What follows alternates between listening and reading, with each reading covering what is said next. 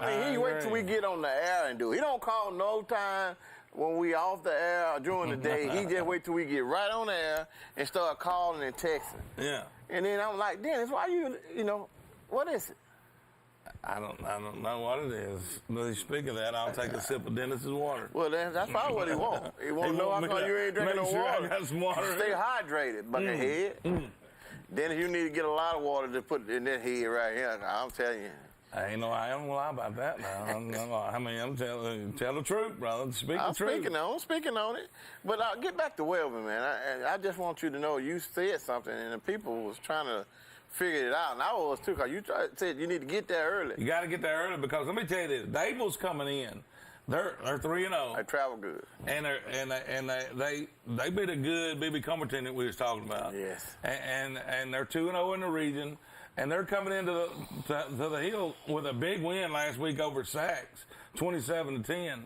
And I'm just telling you, Welborn only lost this year. Came to a doggone front runner in 4A, Anniston. So Welborn's got, and listen, Anniston's coaches told us straight up, Welborn may not lose another game this year. Well, I'm going to say this. The old school Welborn football, and I'm telling you, that coach is an old school Welborn football coach they got right here.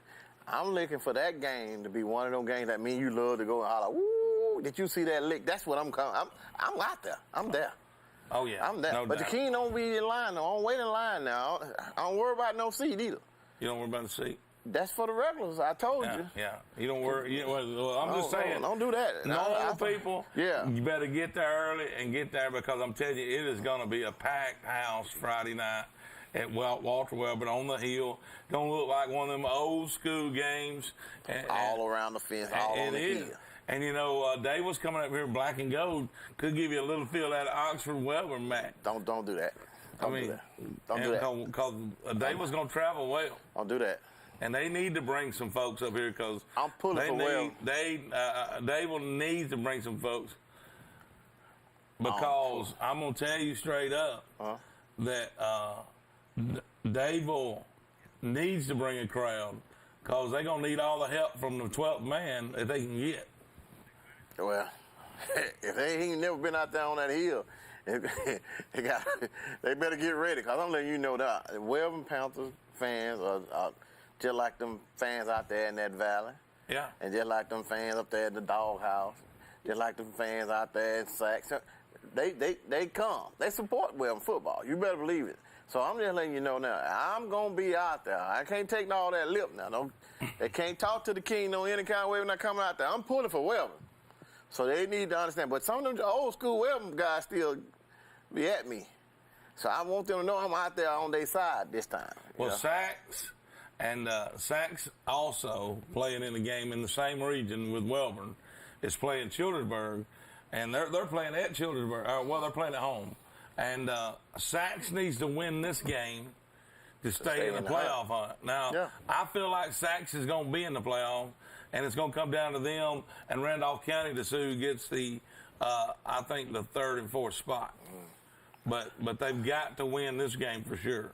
I think they get it done, too. I think Sachs gets it done. Okay. At home against Childersburg. We're going to need to see that. Yeah, no doubt. I think they get it done. Personally, I do. But then, well, hey, let's just stay in 3A since we're talking about it, and jump to big games, big games in 3A in Region 6. That was Region 4 we were just talking about. You got Piedmont and Ohatchee. Go ahead. I'll come back. Go ahead. Well, you're on with Buckethead and the King. What's up, my brothers from across the water? What's going on, brother? Well, you know, we're still having flashbacks from the way you turned up them chicken wings the other night. What you watching, Buckethead or me? Cause Buckethead was off in them chicken wings deep. Had barbecue sauce all around his lips. I know how to do it clean. We're supposed to be on commercial. No commercial. I wasn't on commercial. There was some sauce all over the lens. Ain't no doubt. I had it on my glasses and all. He was getting rid of the evidence. Yeah. You got that right. Had crime tape up. It was ugly. Well, see, I can't eat during the show like the King can. I don't know why. But because I'm running all a bunch of different things, but the King just eats it up during the show. So in a break, I was trying to get as many as I could in. It's always a break. He wasn't missing a beat. He didn't miss a beat, did he? Mm-mm. He had that rhythm going. Yeah. Do you remember the Deuce of Hazzard? And you remember how at Boss Hall you eat the bone and all? I had to tell him when we was on TV, don't you bite that chicken that hard, boy. That's bones and all. He was going to go down through there. I told him, hold up. Oh, my What you goodness. gonna do it? You might as well do it right. You know what I'm saying? So what you got going on your side of the state there? Really over here, we got a bunch of buyers over here. They got a bunch of bruises that they're looking over here. You know, been some hard hitting games over here. So what you got? What games you got going on this week? We got Midfield coming up here to play Winfield. The biggest game over here is probably going to be Soldier and Aliceville over there. Then you know, have got an undefeated meat team. That's pretty good, you know, in a smaller bracket. But you know, I've been looking at that 4A football. You know, they stack. That's everywhere. Well, I mean, you think about the South, with Andalusia, Montgomery Catholic, Hanley, Anniston, Jacksonville, all in the South. And I think all the teams you talk about, a lot of the classifications are stacked in the South this year. Oh, I agree with you on that too. You got teams like Orange Beach and Gulf Shores and UMS Wright, which, man, talking about that game last week, and UMS Wright and Orange Beach was playing, and clearly our reporter from the South, that's not really a reporter, but he's one of mine, your good friend that's down there, and we talk to him all the time. But he put a video up this week of the game. It was a one touchdown game. And what happened was the kid catches a ball and he goes down for Orange Beach. First down, man. I mean, Gulf Shores, and he jumps up and gives a first down symbol. They pop him with a flag. Then played later on, the UMS Wright kid does the same thing coming the other way. They don't throw the flag on him. Exact same thing. I was watching that video, but I'm thinking that I thought he showed it from a different game. I mean, there's nowhere in the world that ref threw the flag. Orange Beach are going to be good. Well, so is the Gulf Shore. Gulf Shore dropped down from 6A to 5A and are really good. They give the number one team in the state all they wanted and then some. You know, Orange Beach got, the principal that was at Clay Chartable, that was one of my students. Now he took over as the principal at Orange Beach. Well, he's got two kids of his own that transferred in, and then they had one from Viger and one from Fairhope transfer in, and they're going to be pretty solid down there. But, I mean, that whole, like you said, that whole region down there on the coast is going to be tough. Yeah. Hey, thank you for the call, bro. We got to go up on this break here. Keep reporting back into it. Thank you. All right. All right, brother. The Advantage Plus roofing team offers commercial and residential roofing services.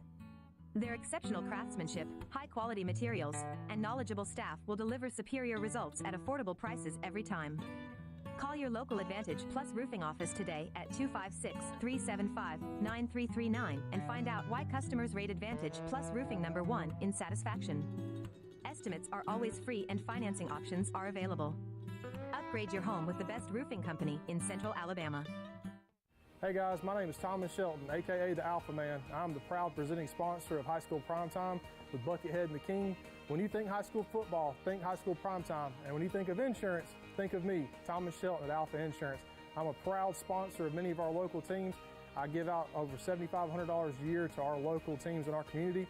As part of Alpha, we've been in the community giving back for over 100 years, and I'd love to be your agent next time you think of insurance. Thanks so much. East Alabama's firearm headquarters is located right here in Gadsden, Alabama. For hunting, hobby, or personal protection, stop by B&B Pond to browse their enormous selection of shotguns, rifles, and pistols in all of the major brands and models. B&B Pawn also showcases some of the finest jewelry in town to fit that special occasion. And while you're there, don't forget to check out their large inventory on instruments, electronics, and sports memorabilia.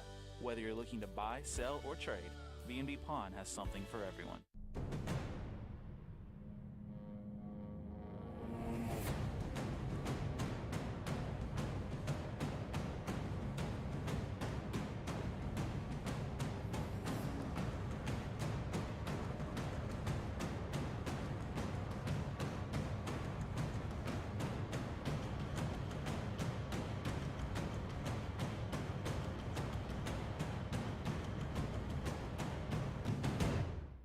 Welcome back to the high school primetime Buckethead the King show here.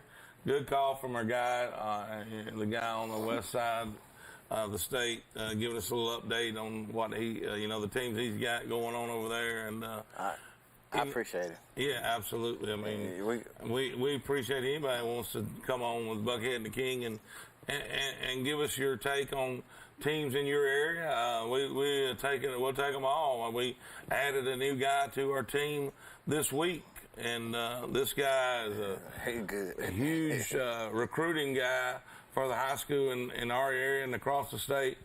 Dax Preps, if you're not, Dexter Talbert is his name, and he goes by Dex Preps, and he's got website, Facebook, and he's got contacts with. Show. Yeah, he's going to have his own show right here on TV 24, recruiting show. So glad to have him as part of the family. Right. And we're going to get him on our show, let him talk a little bit, some about what's going on. And but that's a big deal. If you can tell, big hitters day in, day out are coming to the TV 24 primetime network and sluggers. And I mean we don't take. We don't look for base hitters. We looking for sluggers, and I mean blue chips. Absolutely. That's to even be able to stand around Buckethead and the King. You need to know that you're gonna have to have those stats. That you're a slugger, blue chip. That's right. We are not going down in the minor leagues. You just go down there. We'll catch you when you get up. The good thing about it is the more information we can get out for these kids, the better. Do I need to step into this? You really do want me to go off into it? Well, I figured you might have two cents to say, maybe a couple words. Got 2 cents? And 2 cents. Can I get a whole quarter? Well, however you want to do it. Let me get it out of my pocket. I'm going to pay you because I want to get it good now. Because I need to. You hear me? I hear you. All right. Well, I got a whole quarter I'm putting on it. Listen, people. Listen. We're not in competition with no one. What we do is we come out, we put the cameras on the kids and let that be what the work. We showcasing kids. If you in it for something else and you thinking that you upset with Buckethead and the King and high school prime time and TV 24 for coming out, doing what we do. We're not stopping y'all from doing what they need to do, huh? You understand what I'm saying? So my 25-cent wolf is, man, mind your business and go head on with that noise, because we're going to do what we're going to do. We're going to be out here showcasing kids, and we're going to show love. Yeah. If you speak to us while you're out there, we're going to speak back. If you don't speak to us, keep on walking. I mean, it is what it is. So and you know who you are. I ain't got to call nobody's name. I'll start with F. Yeah, I mean, really. I mean, you throw that out there, didn't you? You know who it is. Well, that's crazy, man. We ain't trying to. The thing is, show the kids. I mean, is there a competition? It's over. Because why? Even if they was, Buckethead and the King gonna dust some folks up. We don't want to get in competition with nobody because, right. I mean, we're here for the kids. Because Oxford, we'd have to get, if we were in competition, we'd have to get Oxford's band to play champion every 5 seconds because we dusted somebody every 5 seconds. Woo! I mean, 3 claps. I'm a hard Rick flap for you. So I'm going to leave it at that. Yes. Because, I mean, that's how I'm going to leave it. I mean, it's just crazy. But listen, we're going to handle it with class. We're going to take the high road. But listen now, me and Buckethead got issues. So we sometimes take the high road, but we do know how to go on the back road and come back down there where you at and play around for a while, huh? Sometimes we do. Sometimes we will. Yeah. So I'm letting you know now, don't get yourself with your chest all out busting and talking about some numbers. We ain't all about all that. We want to make sure these kids be showcased, and we're going to do it with a smile. Look at that goal. Y'all see it? You get close up. He didn't get it close He didn't. He see? We've seen it. Y'all know what I'm saying. We've all seen that it. Smile for him, because it don't make sense, man. If you're going to be out here, show some class. Please. Show some class. Please. It's all about fun, getting out here and being able to talk to you young sportsmen. Young student athletes is what I call them. And these guys are getting ready to make a next step into their life, and they don't need us running around here talking all this unnecessary nonsense. Well, and we don't get caught up in their mess anyhow. I mean, but it's just ludicrous for grown men to go around beating the chest talking about numbers. Yeah, numbers. I mean, numbers. Sound like a pastor trying to put the collective plate out. Sounds like, I tell you what it really sounds like. What it sounds like? To me, it sounds like somebody that's desperate and envious of everything that's going on around them. Let me tell you something. If you want to worry about something, worry about this right now. You see, the king can take his hat off, and I got a head full of hair. My hair is just as smooth, silky, wavy. Now, you want to worry about something, you need to worry about them hairs that you don't lost on top of that head and cover that up. You got to cover that puller up right there. That's all shiny, and around the sides is like that old dude that used to hit the watermelons.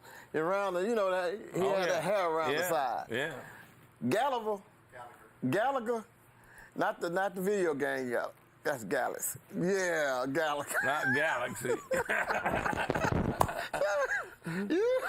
Well, yeah, what you need to worry about. Worry about how you lost them 15 hairs you had on top of your head. That's it. Get that situated. Oh, gone. You wouldn't. Huh? Y'all done got the king all worked up. And I didn't mean to get him worked up. You like did. That. You had no been to bring that up, man. Let's go back to the football I'm glad game. he did. I'm glad he did. Calling people all on their phones and texting somebody talking about my phone been hacked. Somebody texting you. That was a good one now, though. That was good. Quick thinking. Man, quick thinking from a man like him on his feet. Quick thinking. I didn't know he could think that quick, but his joker said somebody hacked his phone and sending out text messages. I love it. I love it. That's some funny stuff, man. It is. Listen. I promise you, if we were in the foxhole, I'll tell you, I'll throw dirt all on him because he ain't going to help out. He won't step out. He ain't the one you want to be on your side, man. No. Let's go back to some games. I'm tired of talking about him. I asked you to do that 10 minutes ago, man. You let me go down the foxhole. Region 6 and 3A, we were talking about 3A, so I'm going to stay in it. Westbrook Christian on top, but listen, that's just because Piedmont's got one loss, and they lost to a pretty good Cherokee County team. So when Westbrook and Piedmont cross hairs, that's going to be a good one. I'm going to tell you something. It's two teams I can say around here got about one of the toughest schedules. Piedmont and everybody in 4A. you thought you had it, didn't you, boy? Everybody in 4A got a tough schedule. Everybody in 4A got a tough schedule. They got a tough schedule because they actually playing each other, man. But, Westbrook's got Hoax Bluff this week. I'm anxious to see how that. I think they'll get Hoax Bluff. I'm anxious to see how that game goes. Geraldine, we like Geraldine. They got Sylvania. Geraldine's got a good football team. Now watch out for Sylvania. And I think they'll beat Sylvania.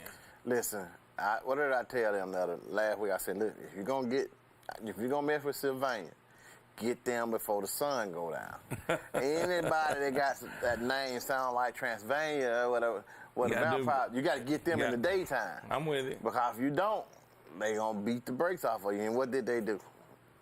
They beat the brakes off of them. Beat the brakes off. Piedmont's got Ohatchee. Oh. Not going to be good for Ohatchee. It's just not going to be good, and I'm not even going to go into that because there's no sense in getting into that. We don't need to. Ohatchee's got a tough year this year, and there's no prep. Ain't no need you beating on them. No, I ain't gonna beat on them. Cause I rode with Ohatchee. I had my boys out there, and they rebuilding. They rebuilding. You got let's go to 2A, Region 4, which has got Vincent in it, and they're on top. And B.B. Comer, they play each other. That will be for the #1 spot in that region, Vincent and B.B. Comer. And let me tell you, it's at Vincent. Oh, and that's where it's going to stay. And B.B. Comer ain't going to bring it home with No, they're not going to beat Vincent and Vincent. Now, I'm going to tell you, that's going to be a tough game. We got some really good games in this region. I mean, in this area. Yeah. I mean, that game right there will be as good as any game. I wish we had that one. Yeah, that game right there would be as good as any game. The Welborn, like we said, the Welborn, Dayville, Oxford, Pinson Valley, really good games. I just hope Oxford lives up to the billing on that. I mean, because we know how good Pinson Valley is. We know how good Oxford is. Don't put your hand up in the air. Well, I mean, we do. Pennsylvania. But Pennsylvania. Valley and Clay Chalkmore are almost in a league by themselves in 5A this year. Oxford will make sure they won't be in the league by themselves. Okay. All right. Both of them got the playoffs. I mean, you're right. I mean, one of them already done got popped. Or whatever. Pinson Valley got beat by Clay, much. but it was 14-12. Go ahead. You're on Buckethead in the King.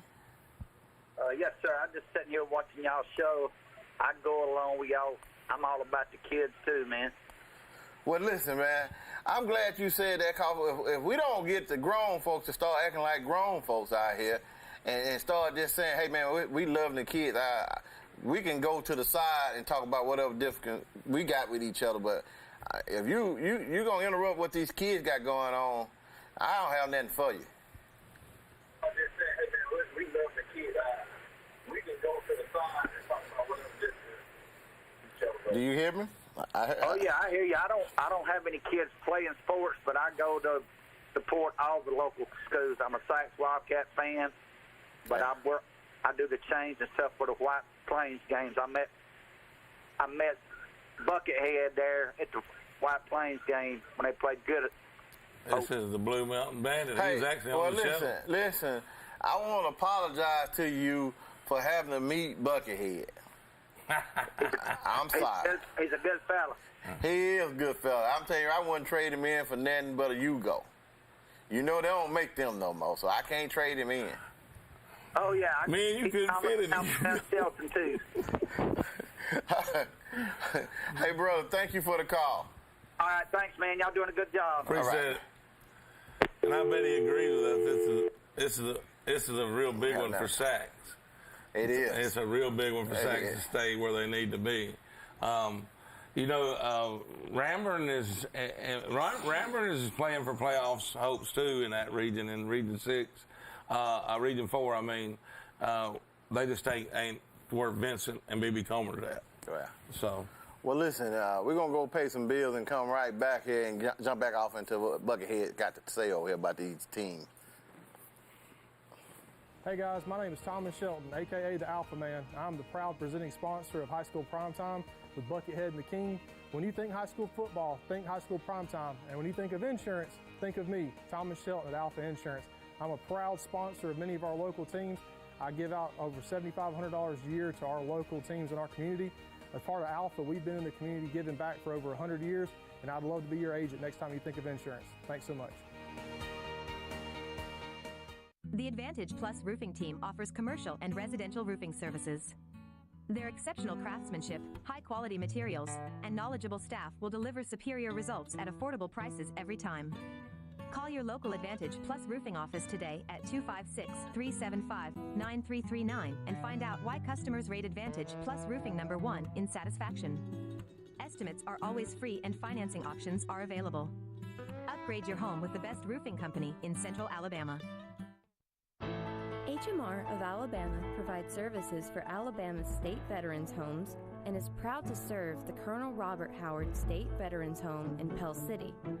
With competitive pay and benefits, your career serving those who served our country can begin today. If you like to help people and enjoy new challenges, contact HMR of Alabama by logging on to hmrveteranservices.com and choose the Careers tab to find out how you can join the HMR team. Welcome to the award-winning Choccolocco Park in Oxford, Alabama. We believe Choccolocco Park is the place to be, and our fans agree. describing the park as breathtaking, professional, and fun for all. With plenty of parking, restrooms, concessions, and a top-notch staff, we are confident your experience will be second to none. Join us today at Chocolaca Park. Welcome back to High School Primetime. Buckethead and the King right here. And look, we're going to jump right into 4A football, Class 4A. And I was talking about the South, and we've been talking about how tough it is. And I'll just go through the top 2 teams. I'm not even going through any past that. But, I mean, I will come back to our area. But Region 1 in the South, Bayside Academy, Orange Beach. Both of them undefeated, both of them really good. And they'll be playing each other soon. Region 2, Andalusia. Everybody thinks they're the best team in the state this year. And Montgomery, Catholic Montgomery, which is ranked number 1. Both of them are in there.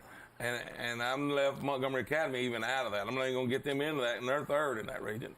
American Christian and Montevallo and people like Bibb County in the next one. Anniston, Hanley. And I'm not even going to put Jacksonville. I mean, I can say Jacksonville, but I just named at least 10 teams right there from the South that I don't think a Northern team can even beat. So you're saying the trophy's going to stay in the South. You already know that. I think it does, unless Aniana pulls off some kind of massive upset. Listen to me. I know they done went down there and put that Christian school in the middle of the hood in Montgomery. I'm letting you know that now. Okay, they get them across the track. They going to get them. Yeah, they're going to get them. It's not going to happen for them this year. You talking about Notre Dame? Yeah, Notre Dame. Yeah. It's not going to happen for them. You see what happened in Notre Dame then? Yeah. Okay. Yeah. And the same thing going to happen to them this year. Notre Dame, well, at least they ain't got no kid down there with a make-believe girlfriend. I mean, Shut your mouth, man. I don't know what's going on. Every time Alabama say something to Notre Dame, that boy start talking crazy like that. Don't do that. Yeah, you got to let it go. I hope he lets her go. But in Region 4, Anniston, Hanley, Cleveland County, Mumford, White Plains, Jacksonville, and Talladega. That was just the way they got it in there. White Plains is not in front of Jacksonville. Mumford's not in front of Jacksonville. Cleveland County is not in front of Jacksonville. It's just because Jacksonville has played Anniston and Hanley. And that'll flip beat by them too. And then Jacksonville will right the ship this week because they got Talladega. Yeah. And so they will get it right this week. That W will be on the right side of the column. And Mumford, Cleveland County play this week. That's a big region game. A big region game to see who's still in the running for the number 4 spot. 3rd and 4th. Jacksonville going to be 3rd. Okay. So this is a big game for playoff tonight. So you saying Jacksonville won't lose another game this year? No. Until they play out. Until they play Oxford. No. Okay. No, and here's the thing. Mumford and Cleveland County, this early in the season, somebody gets their heart broke tonight. This early in the season, somebody gets their heart broke tonight. Not tonight. Tomorrow night. Tomorrow night. Yeah. Because they're not going to play in the second season. They're not going to play. At that time, I know you know how your girlfriend used to break up with you back in high school. Yeah. And your heart was broke. And, and the next day the sun comes up. It does. I mean, it comes up. And her friend calls you. See how you. I'm not going to go down. See how you feel. The friend that calls her, you okay, ain't you? And what you say? Yeah, I am now. Mama looking at this TV. I told her she should have hit you in the head. I am now. I told her to hit you in the head a lot of times. Boy, you just need help. Sometimes I do. But let's just jump to the North. The North has got teams like Northside, Oak Grove, Aniana, Etowah, Cherokee County. Stop right there. Okay. You come in here, Etowah. You kept saying that. And Gary, I'm watching them 7-on-7, and they look good. I mean, what's going on? I mean, Etowah's got one loss, and it was to an upper class. Yeah. It wasn't in their classification. Yeah. I still feel like Etowah and Aniana now will play for the area champ. Yeah. For that region, for the region champ in Region 6. I don't think Cherokee County now. Could beat Etowah and throw it into a 3-way tie. But, that's going to be up to Cherokee County. Well, listen, I need you guys out here in TV land to get the word out. Vincent, I need the student body and the fans to send me and Buckethead a message on our Facebook page. If you guys, we really need to come down there and check y'all out. But if you don't blow up the page, we not coming. I'm just going to tell you right now, we're not coming. But I want to know if y'all go ahead on dust off B.B. Coleman, because Buckethead don't know what he's talking about. He think B.B. Coleman going to beat Vince. I do not. I didn't say that. Look B.B. Coleman's going to go down and squeak off a win against Vince, and you mark it down. Buckethead said it. You said it. I said it. I just said that, man. I said it. I wasn't going to say it, but you talked me into it. I didn't talk you into it. I knew what you were saying. Let's bump into 5A, and I want to talk a little bit about the South. The South is stacked again. You have UMS Wright, which is the #1 team. They beat Gulf Shores last week, like we said, in a controversial call. But both of them teams are at the top of Region 1. And you can't forget about Viger. I mean, people like that. Viger moved up from 4A back to 5A this year. What did I tell you? And they needed to. Listen, they put them out of 4A. Yeah, they shouldn't even been 9A. But get back to the calls. Yeah. Okay, I don't know if you was around to know that Anderson High intercepted the ball in Jacksonville.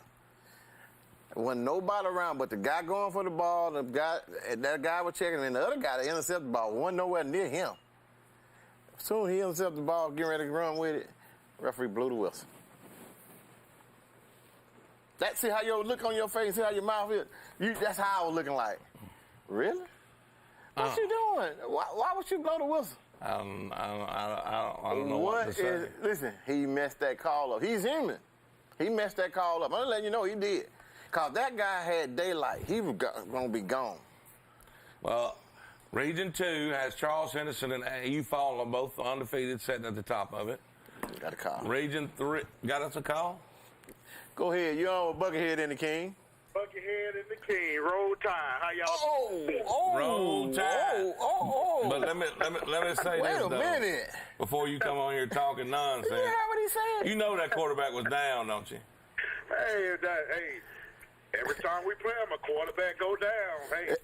No, the quarterback was down on both sides. Yeah, well, most definitely, yeah. We finally got it together. You know, we had to do what we do to make it count. No, I'm talking about he was down in the end zone for one of them safeties that they didn't call. You know, that's when my cataract kicked in, you know. Oh, you ain't got no cataract. Cataract kicked in. I'm like no cataract kicked in. How you guys doing this week? Good, What's up, Corey? How you doing, brother? Hey, I'm doing good. Unfortunately, I missed seeing y'all up there at the Anderson game. I know y'all was in the house. We was in the house. And listen. And then I got a chance to see your son cut that corner.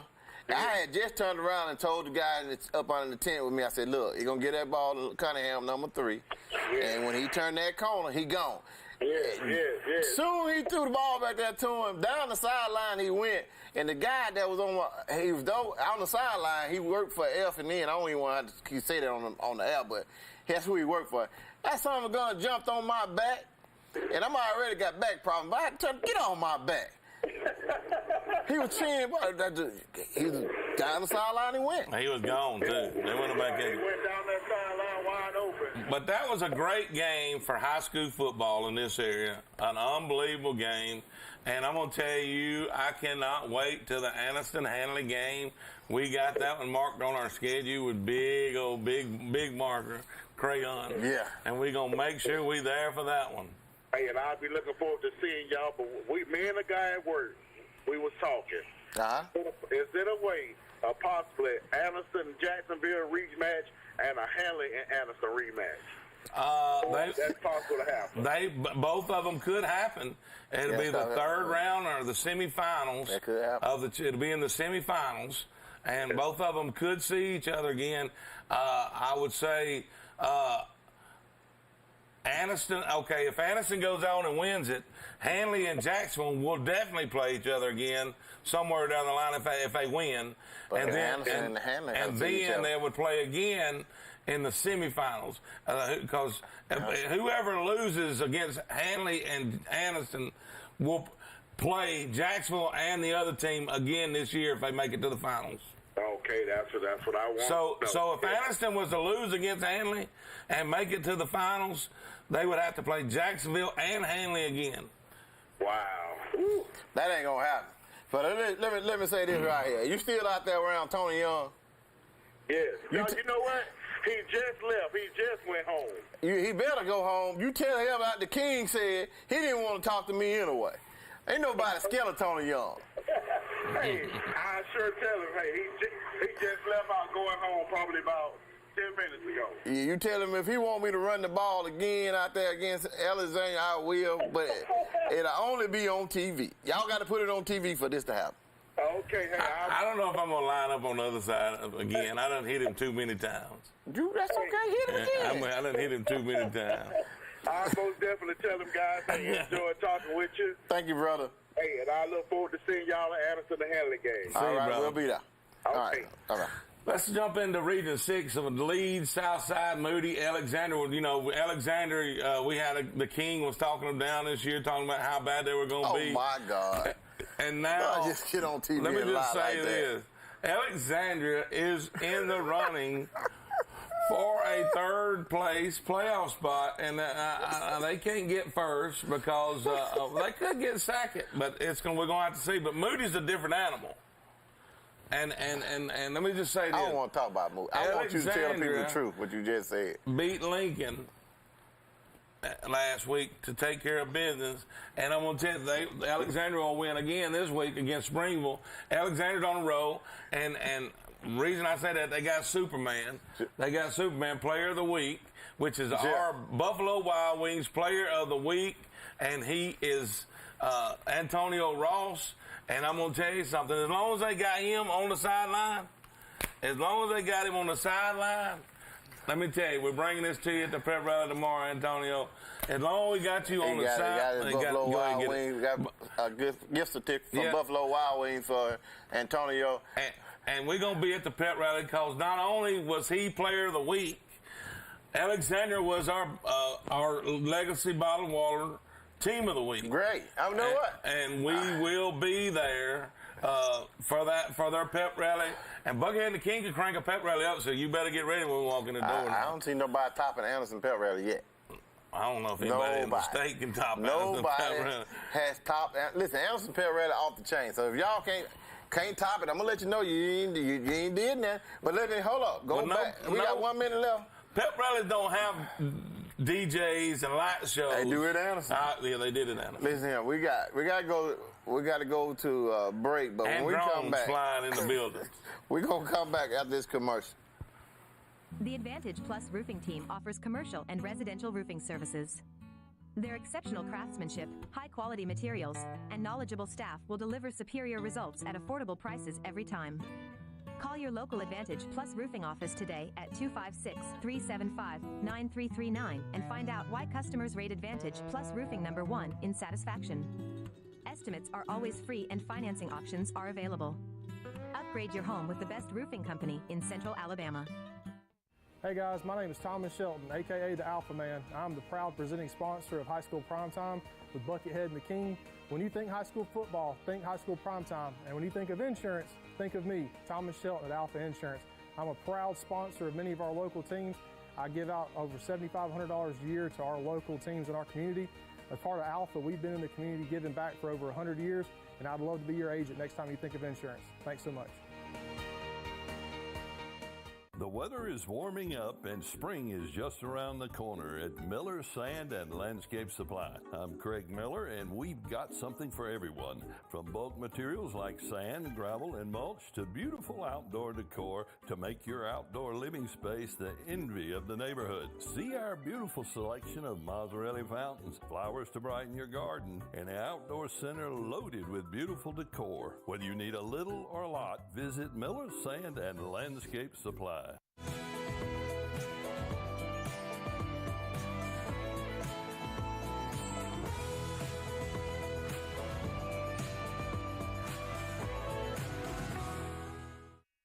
Don't just dream it. Call Family Savings Credit Union.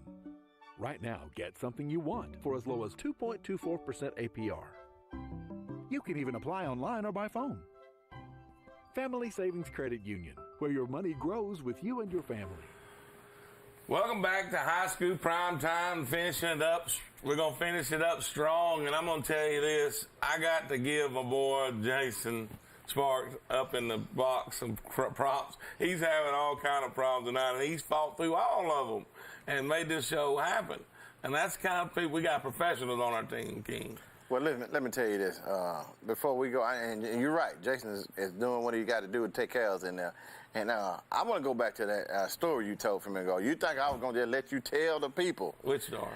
About Alexandria. I was talking bad about the Cubs out there. What you're not going to do is not tell the truth. That? You know what you said.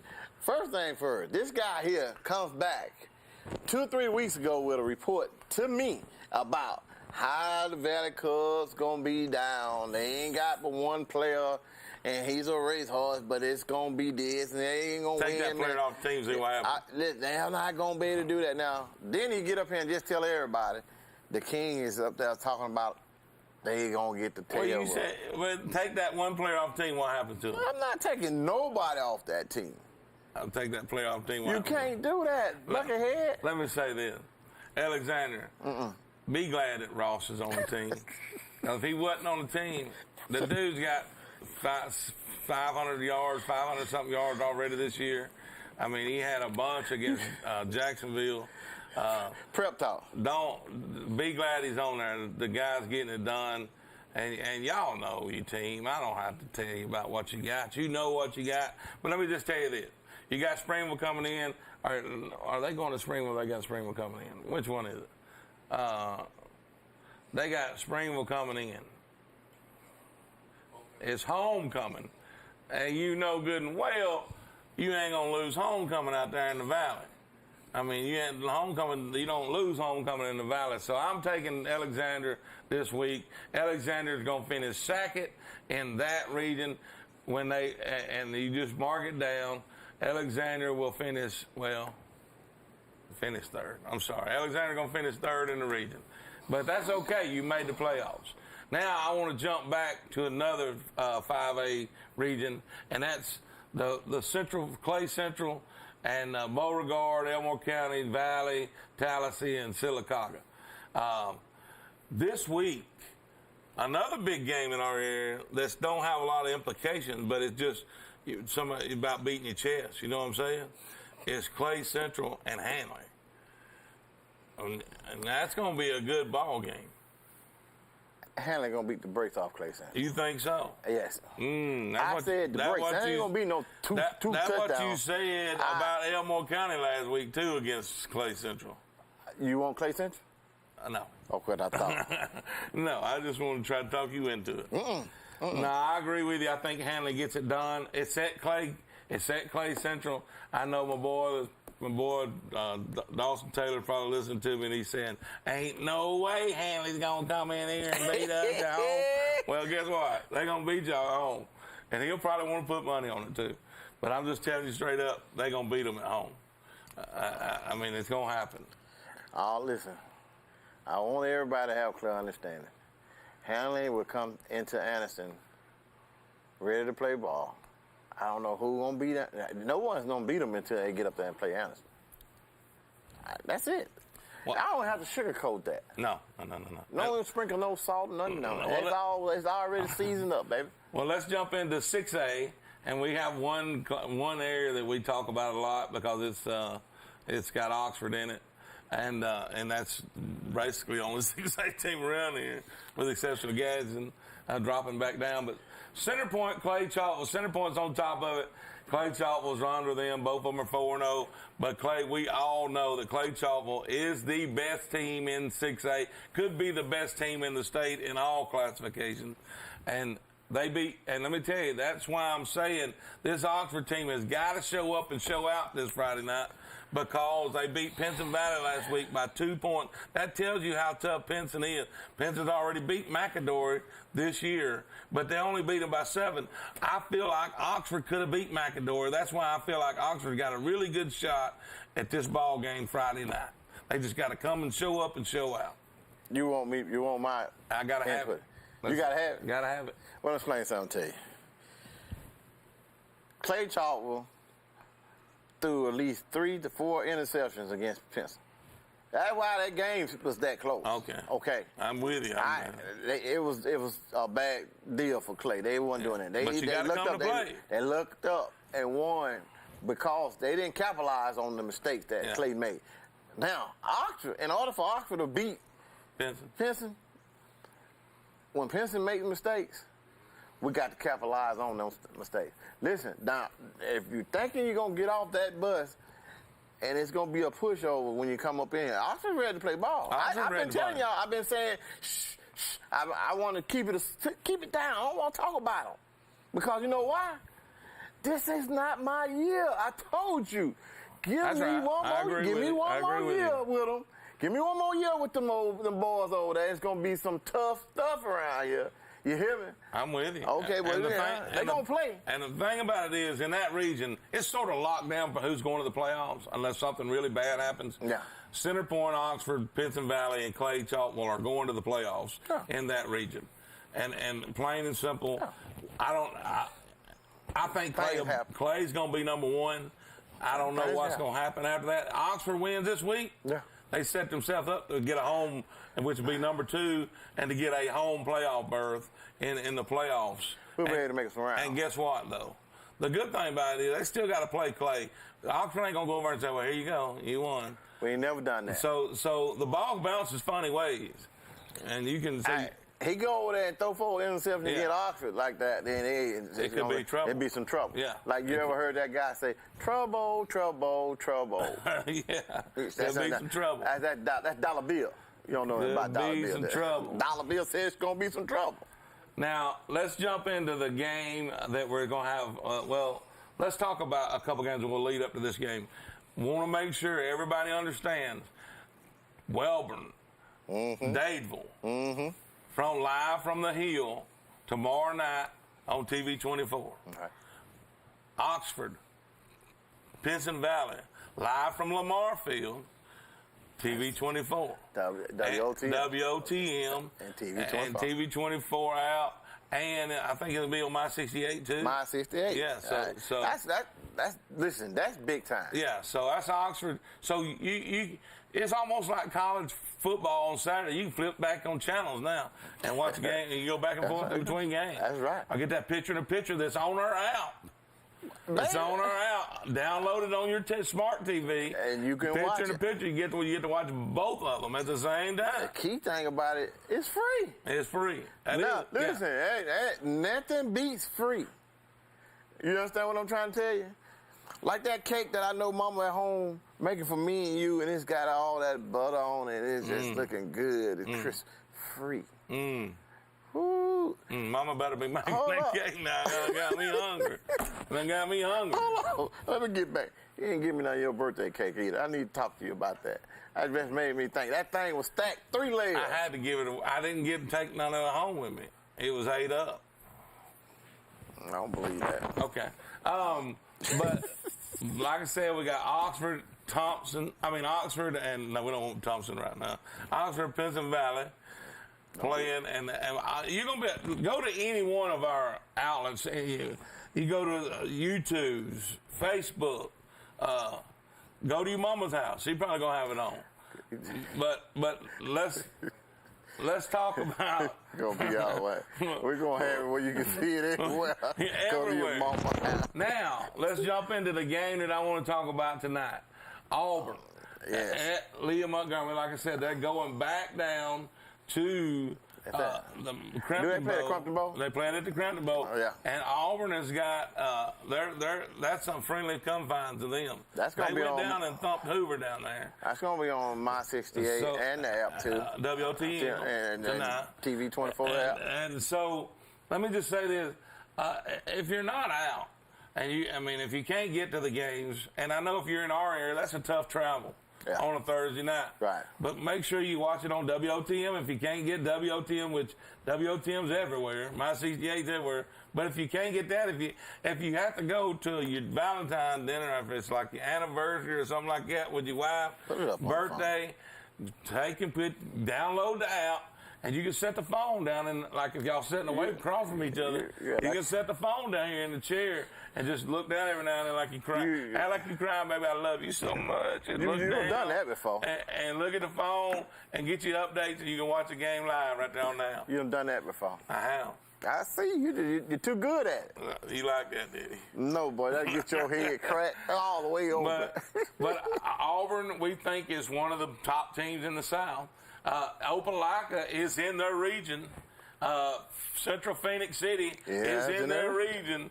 And so you know that them 3 teams right there are definitely going to make a run in the playoffs. Well, so everybody else in that region, I think, is playing for that other spot. That state trophy's up here. And they came up here and had an opportunity to get it last year. It's still up here now. It's going back to the South. It ain't going to stay where it's at this year. Is it going back to the South? I think it's got to in 7-8. Okay. I think it's got to. Okay. You know, you said it, Buckethead. I did. We talked about the 6A teams, and I mean, we can go on and on, but I just think everybody wants to talk about other teams in 6A. Clay Chalkville is the team to beat in 6A, and Mountain Brook can say what they want. And Mountain Brook's got a good team, and they're ranked second. But I'm going to tell you, it's going to be tough against Clay Chalkville. Anybody lines up against Clay Chalkville better bring their A game. I mean, you know, it's just Pinson Valley played them a great game, but didn't capitalize, like you say, on them. But let me tell you, don't forget about Ben Russell. People are talking about Benjamin Russell, the team that beat Clay Central and got you off of them because you thought that they were going to beat Ben Russell. I tried to tell you, Ben Russell, everybody's saying is a good 6A team this year. So don't forget about they're ranked 10th. So don't forget about them in 6A. Okay, I'm not going to forget about it. But we were just talking about the 1A, that region with Auburn. Auburn is 1. Fairhope is 2. Fairhope's got a really good team this year. That's down in that Mobile area. Auburn, Fairhope, Opelika, Central Phoenix City, top 4 teams. 3 of them are from the same region. Let me tell you, their region is like this 4A region up here with Anniston, Handley, and Jacksonville. That's right. I mean, it's just loaded. And all 3 of them, even with Jacksonville having 2 losses, are still in the top 10. Jacksonville's got 2 losses, but they lost to Anniston and Handley. And here's the thing. Handley's ranked 2nd right now. Anniston's ranked 6th. Jacksonville is ranked in what? 8th in 4. 6? In 4. Anniston ranked 6? Well, I mean, I told you all them teams. You got Catholic Montgomery's first, Handley, Andalusia. But now Northside and Indiana is ranked in front of Anniston. Bad job by people ranking. Okay, they all can actually let them stay where they at. Yeah, let them stay where they at. Let them stay where they at. But Montgomery Academy, talking about them Orange Beach. I told you all these teams are really good. 3A, Piedmont is on top of the heap, going to stay there. St. James, the team that beat Anniston last year, knocked them out of the playoffs, dropped to 3A. They're 3rd in 3A this year. I wish they would. So Anniston and Piedmont will knock heads with them. If they both make it to the finals, we'll see each other in the finals. Yeah. 2A, I don't want to leave nobody out. Fife, number 1. It's crazy. I even thought I was going to look at that and see any difference. B.B. Comer is ranked 5th. And then we've got Lynette is ranked 8th. And Vincent is not ranked. So that's going to be a big game. Well, listen, you guys, we're getting ready to cut out of here. You guys go ahead on and tune in to the Auburn and Leah Montgomery game. Get ready. Get you the popcorn.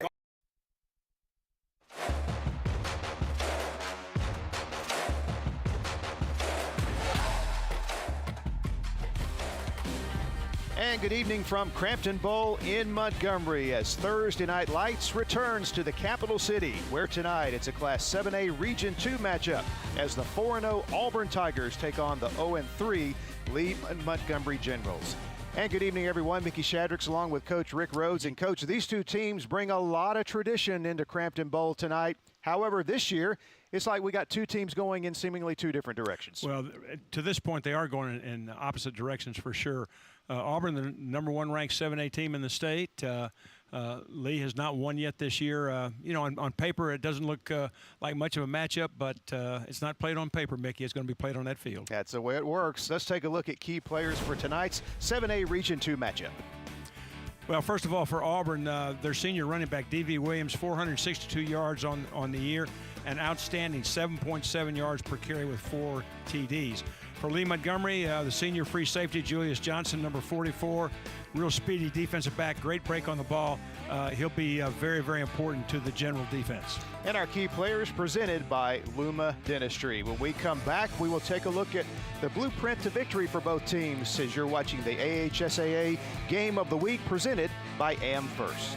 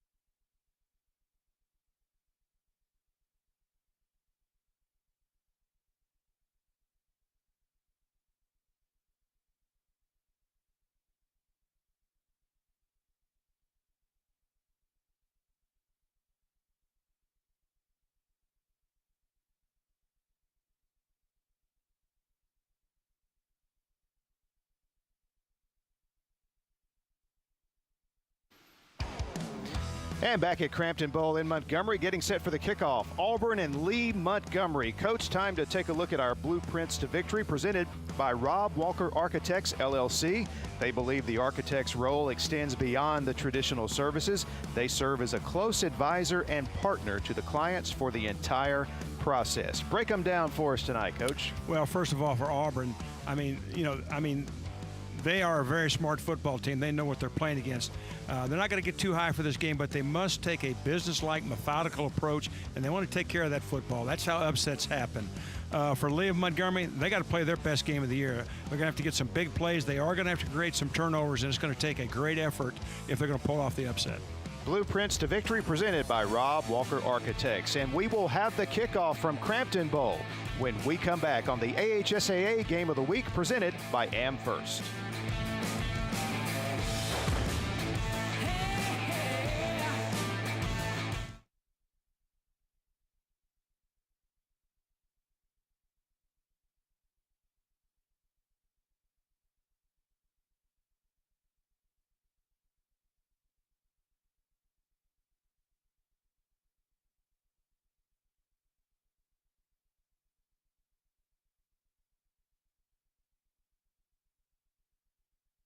Between Lee Montgomery and the Auburn Tigers, our second visit to Crampton Bowl already this year. You may recall we were here for the AHSAA kickoff.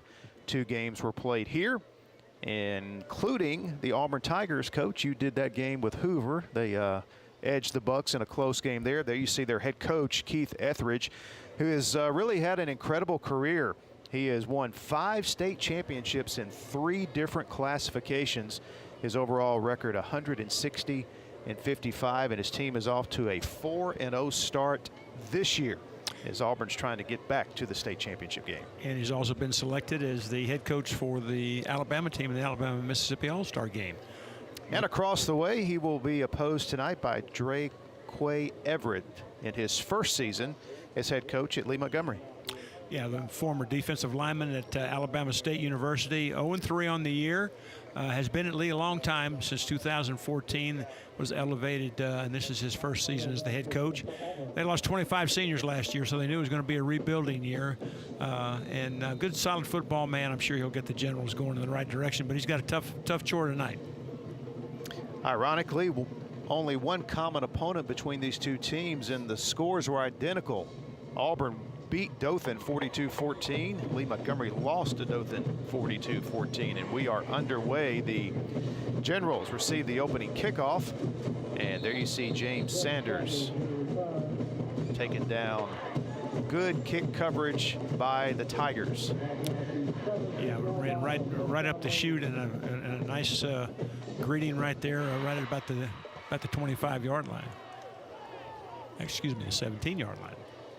And there you see quarterback Bryson McGrew taking the field, leading the Lee Montgomery offense, who is only averaging about 9.3 a game. They give up about 37.6, and not the kind of numbers you want to see, and obviously a big reason why they're off to the 0-3 start with losses to Sidney Lanier, Dothan, as we said, and also Opelika got them good last week, 51-7. So first play from scrimmage is at the 17-yard line, and we are underway. Thanks for joining us tonight on the AHSAA game of the week. There's Sanders, a young man who fielded the kickoff. Unable to get much going there is Marcella Jofferson able to wrap him up. Or should say Wyatt Trexler on the tackle. And here's the starting offense for the Lee Montgomery Generals. We mentioned James Sanders, the young man that carried the ball just a moment ago, and then of course the quarterback Bryson McGrew. And there you see the rest of the starters, including the wide receivers and the offensive line. And the snap back into the end zone. It's going to be a touchback. So a disastrous beginning to this one for the Generals. Well, that was a line drive over the head of the center fielder right here. Nope, to the side. You can see still calling signals right there, and the ball is snapped prematurely, and McGrew falls on it. Rather than give up two than risk that ball bouncing around for a touchdown. So didn't take long for Auburn to get on the board. By way of the safety. So the Tigers take a 2-0 lead. And really that's, Coach, that's just a self-inflicted wound by Lee. That's about as self-inflicted as it gets. I mean, that was I said it was a line drive over the head. That was a ball about 2 feet outside of the strike zone, and McGrew could not adjust to it. He was still looking to his left to call some signals right there. Of course, they'll do their best to get that communicated and taken care of on the sideline. Of course, now Lee will have to kick off from their 20-yard line. Which means the Tigers will likely wind up with very good field position. As you see, Brighton Miller, the kicker for Lee Montgomery.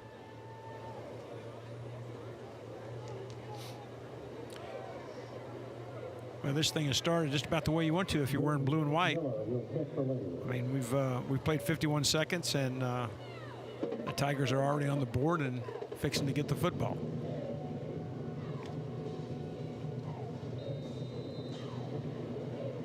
So the Tigers looking to get good field position out of this exchange as the Generals go with a punt.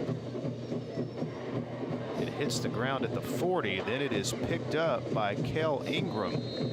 And Ingram is wrapped up there. Saw a flag come in late, I think. We do have a marker.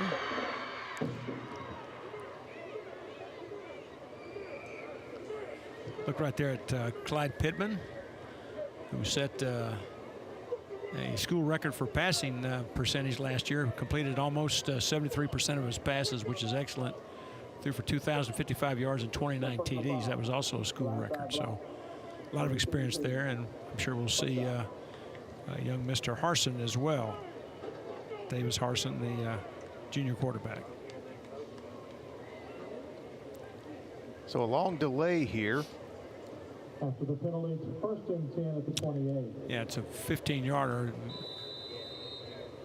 blocking the back or holding, something like that. Here we go. 1st and 10, Tigers at their own 28 as we resume action. Bunch set to the right to the short side of the field. And the Tigers will run it on 1st down. That is their outstanding running back, D.V. Williams on the carry. Yeah, got in that tight bunch to the top of your screen and showed a little screen action there, but gave the ball off on a straight zone as we look at the Auburn offense. Williams coming in, averaging almost 8 yards a carry, has got 4 touchdowns on the season, and as Coach mentioned, the starting quarterback, Clyde Pittman, the 6', 190-pound senior, who looks to throw on second down. Pass is dropped at the 41-yard line. It was intended for Logan Blomeyer. And here's a look at your starting defensive lineup for Lee Montgomery, a bunch that will be tested tonight by a very disciplined and balanced Auburn offense that comes into this game with some pretty good numbers on the offensive side. They've scored a lot of points through their first 4 games of the season. 3rd down and 9, and we have another flag. Well, I can tell you one thing I know for sure, Mickey. That number 90, Orlando Rhodes, that guy's a player. On the offense, replay 3rd down. After the penalty, 3rd and 14. Did you catch my drift there? Shoot, we're related. Rhodes. Of course. R-H-O-A-D-E-S. Of course. There aren't many of us around. So how about this opportunity for Lee's defense? 3rd and 14 as they try to get off the field. They come after with the blitz as they come after the quarterback, but the football comes loose and it's jumped on, I believe, by Braden Joyner, the outstanding offensive lineman who is committed to the Auburn Tigers, and get another look at the play. Well, Lee brings the house, and it's a screen, which is the right call, but this is really a nice job by J.C. Woods. Gets off the block, strips the ball loose. Just a really, really good one-on-one play by him, and brings up this 4th and 15. Now, if you're Coach Etheridge right now, you're not very happy. You know, sometimes when you're big favorites and you get a break early in a game, it's one of the worst things that can happen. Auburn certainly didn't execute very well at all in that series. On the other side of the field, if you're Draquay Everett, you're pretty pumped up because your guys have played lights out that first series defensively. And the Tigers to punt as they just get it out of there. And it will take a bit of an Auburn roll across midfield inside the 40. And will roll dead just inside the 35-yard line. Nice kick there by Javarion Rogers of Lee Montgomery. Or that was a return man, I should say. So the Generals do get it back as quarterback Bryson McGrew leads his offense back out on the field. And all things considered, nice stop by the defense after giving up the safety. Yeah, very much so. And as I said, Coach Everett's got to like what he saw from his defensive unit. Now he'll see if the Generals can get something going offensively.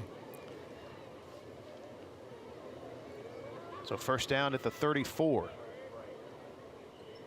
First down pass is caught. That's James Sanders. Good run after the catch. It is an Amherst first down, our first of the game, and it comes by way of the pass as McGrew finds Sanders.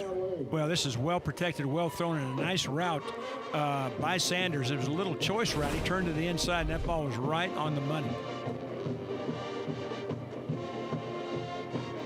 So 1st down out at the 49. Bruce swings it out. And a big hit delivered that time by Auburn's Coleman Granberry on the receiver Jaden Hill. And a look at the starting Auburn defense. Yeah, just a swing route to the outside. Good pursuit, but another good gain for Robert E. Lee.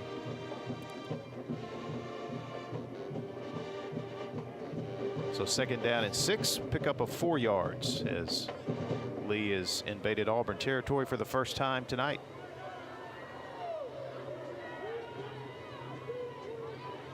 D's in motion and reverses course. McGrew back to throw. Tigers rush 5. McGrew takes off. Good decision. Slides down at around the 37. Should be another Amherst first down for the Generals. Well, one of the things that Auburn showed against Hoover in our game earlier was a really ferocious pass rush and the ability to blitz. But Lee has picked it up really without a flaw so far. And of course, when you've got a quarterback that can run like McGrew can do, that can cause you some problems. And Lee Montgomery right now has got something going. First down at the Auburn 37.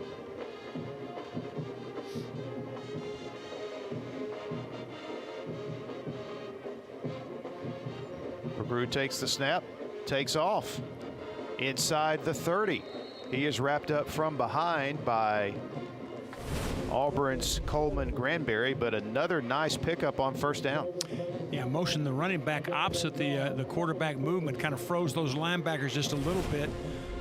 The left side of the Lee line did a little pin and pull action and got the edge sealed, and a nice gain for the Generals. Pickup of 8 yards makes it second down and 2. They swing it out, same play they ran a moment ago. Good pursuit this time by the Auburn defense. First man to arrive was Octavian Brown. Is James Sanders on the reception. Yeah, this one's thrown backwards, which is a little bit dangerous. Good pursuit also inside out by Brendarian Hooks, forced the cutback, and a lot of white shirts there to make the play. So it's third down and 1 as the play gained only a yard. Much better defended that time by the Tiger defense. And we're going to have a whistle and officials timeout. 5:42 to play in the first quarter, just underway from Crampton Bowl.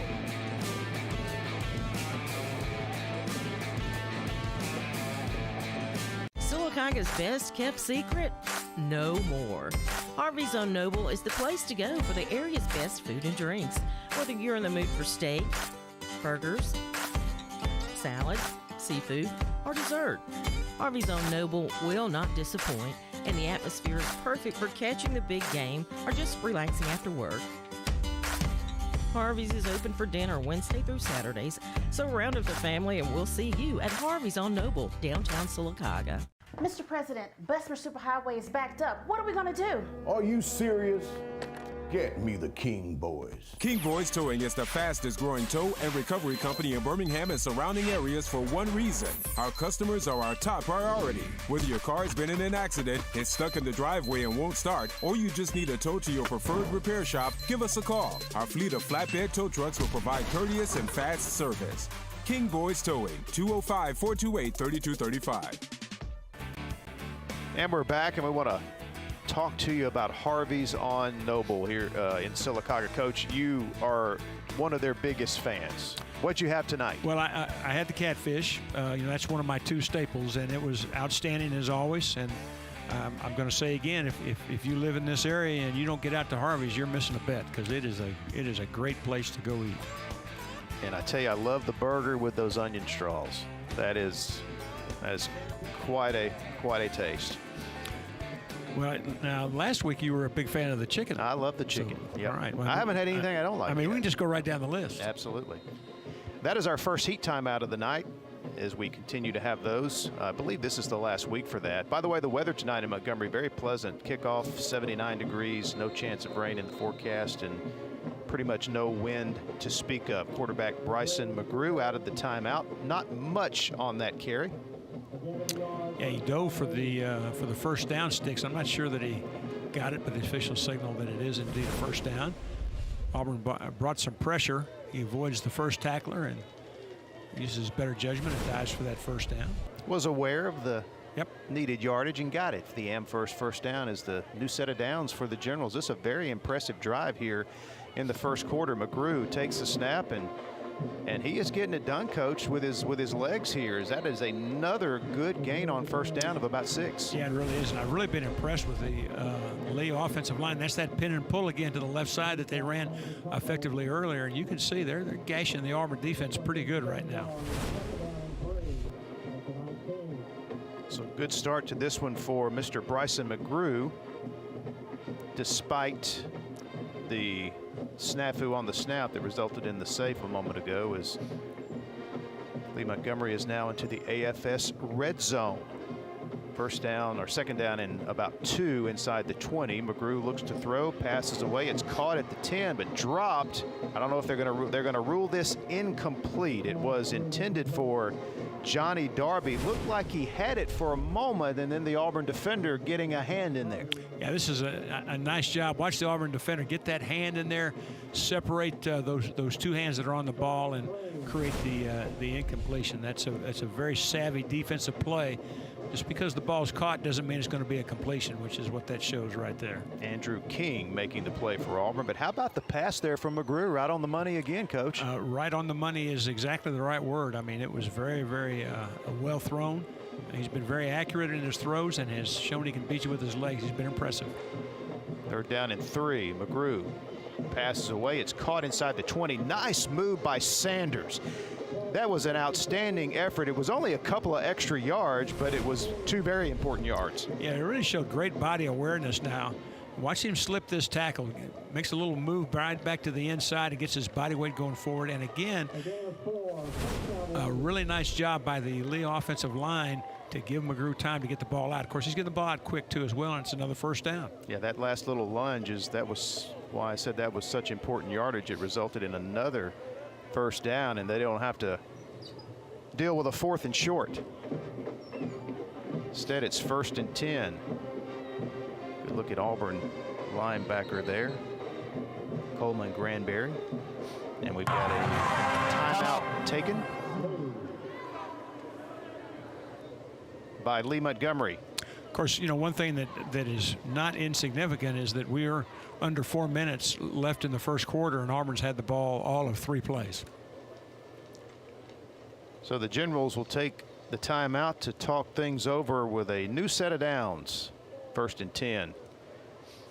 As they are threatening to get their first points of the game. Hey, speaking of the game, after the big games tomorrow night, you can go by Big Time Entertainment in Oxford and take part in their 5th quarter. The $10 unlimited arcade card is hard to beat. You can play unlimited in the arcade with over 80 games available. Also an indoor go-kart arena, laser tag, 18 lanes of bowling, and much more. Big Time Entertainment, located off of I-20 at exit 185 in Oxford. And coming up at the conclusion of this one, we will announce our Big Time player of the game. You know, Mickey, I was thinking that the Ninja Warrior course was for me, but I don't know. Those go-karts look pretty good. Yeah, that's the picture there you see in the bottom right of your screen. Gives you a little flavor of what it's like in the go-kart arena, but it is truly a unique indoor go-kart.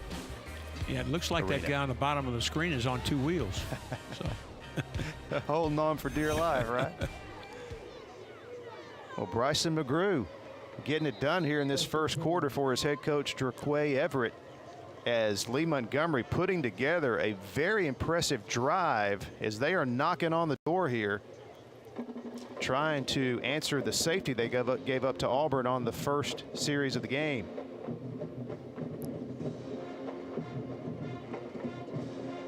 Officials having a conference over the football.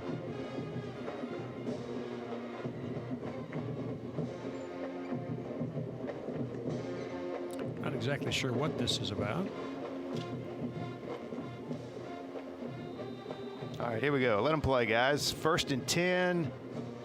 Generals at the 16-yard line of Auburn.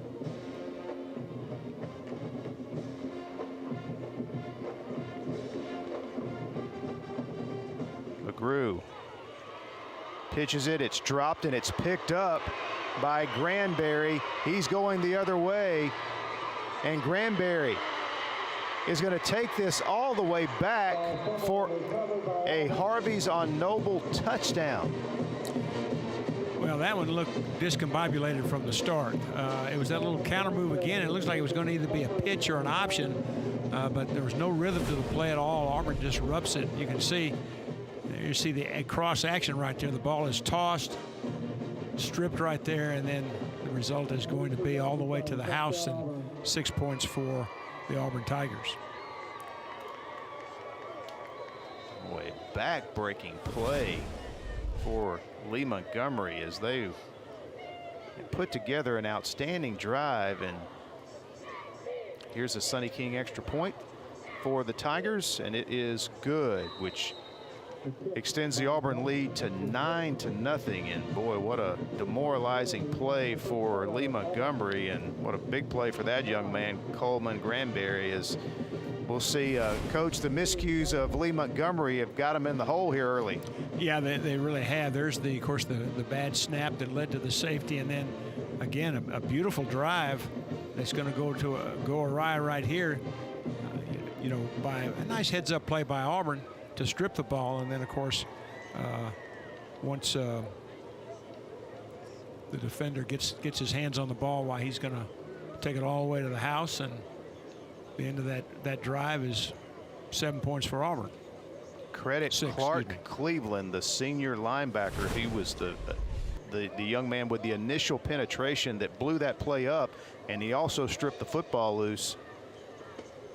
As you mentioned, it didn't look confusing from the snap. Yeah, it was a little variation of what they'd been running the quarterback keep. They brought the wing back around, and they were going to toss it to him right here. I don't know if it's supposed to be an option play or not, but the ball is not thrown in rhythm, and I'm really not at all sure that Darby ever had control of it. Of course, Clark Cleveland kind of made it look confusing the way he got upfield. And here's our Sarah kickoff for the Tigers. And it will sail into the end zone for a touchback. So now if you're Lee Montgomery, it's just a matter of keeping your wits about you. You'd put together a really solid drive with a chance to score and take the lead. Well, and it's tough because you've got a very young football team that has not had much success, and now you really get a little something going, and it all blows up in your face. When you don't have a lot of experience, sometimes those things are hard to overcome. But let's see how they do. Maybe they'll go right back to work. They want to focus on what you have to as a football player is the next play. And just play it one play at a time. Bryson McGrew has ran the ball well. When he's thrown it, he's been very accurate with his passes. So one positive for Lee is that their quarterback has been executing pretty well here in this first quarter. Let's see how they respond after the fumble return for the touchdown. They swing it out to Darrell Dees. Short gain there for the Generals. That was a really nice play by Graham Young, the safety that rolled down and made a really nice open field tackle. Excuse me. There you see Pete Davis, the junior defensive back, 6 foot 180. Second down and 7. McGrew swings it out. Third time they've ran this play, but Auburn is all over it. Yeah, they're going to have to start varying their passing game a little bit more now. They've really banged those flats, and Auburn is starting to draw a beat on it. You can see those linebackers and safeties and outside edge players. They're sitting those feet, and they're waiting to see the read, and now they're running to the football hard. An odd first quarter for Lee. Their defense has been on the field one time, got a 3 and out, but they're down 9-0. That would definitely fill the bill of an odd first quarter. 3rd and 7. Auburn shows blitz. They bring 5. McGrew tries to step out of the pocket, can't do so. The ball is loose. A flag is on the field as well. Likely a holding call going to go against the Generals, but we shall await the official announcement from our referee tonight. Well, that's that pass rush that I talked about earlier. It's the first time really that we've seen it to any extent. Real good pressure by Sullivan, but especially by Adam Alriani, excuse me.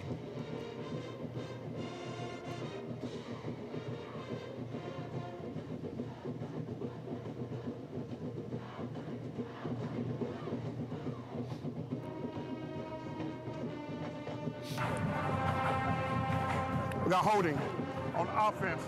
Penalty decline. 4th down. So Auburn declines a penalty. No need to take it. They get the sack, and they're going to get the ball back as Lee Montgomery will have to punt. There you see Coach Everett. Got to be a little frustrated here the way this game has started as you get a look there at Auburn's Ian Nation going back to receive the kick as the Tigers look to get good field position out of this.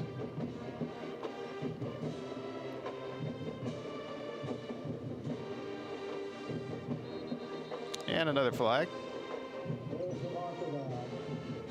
Looks like there was some movement in the Lee front. Dead ball. Ball start on the offense. Replay 4th down.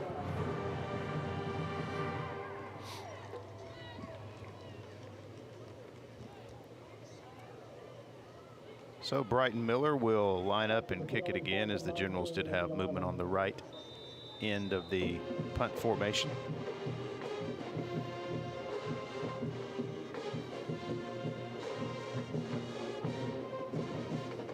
So Miller will receive this snap from his own goal line. Auburn with a good rush. Somehow Miller got it out of there, but it is going to be a very short kick, needless to say, as it will only travel about 15 yards, and the Auburn Tigers are going to have outstanding field position already almost in the AFS red zone. Well, Lee's punter was only aligned 11 yards deep, and of course you want to try to get the ball out in no more than a step and a half, especially from that close, and that time took about 4 steps to get it out, and very fortunate that punt wasn't blocked, but excellent field position for Auburn. And so we have backup quarterback Davis Harson in the game. Hands off to Williams, and Williams spins his way down inside the 10-yard line, taken off his feet by Dylan Baker. But that is the first first down for the Auburn Tiger offense. If you watch the right side of your screen, you're going to see a huge hole that Williams is going to run through. Just very, very well blocked at the point of attack. And, of course, that young man certainly knows what to do once he hits that line of scrimmage. So Harson, the backup quarterback, handling the quarterbacking duties here, and the handoff again to Williams, and he's going to go in for the Auburn touchdown. That'll be Williams' 5th rushing touchdown of the season and extends the Tiger lead here late in the first quarter. Well, attack that left side again of the Auburn offensive line. Again, another well-blocked play, and a pretty good job of BYOB by Williams himself at the end of the play. Pretty good pop right there, and runs right through the safety. Of course, he was 5 yards deep in the end zone.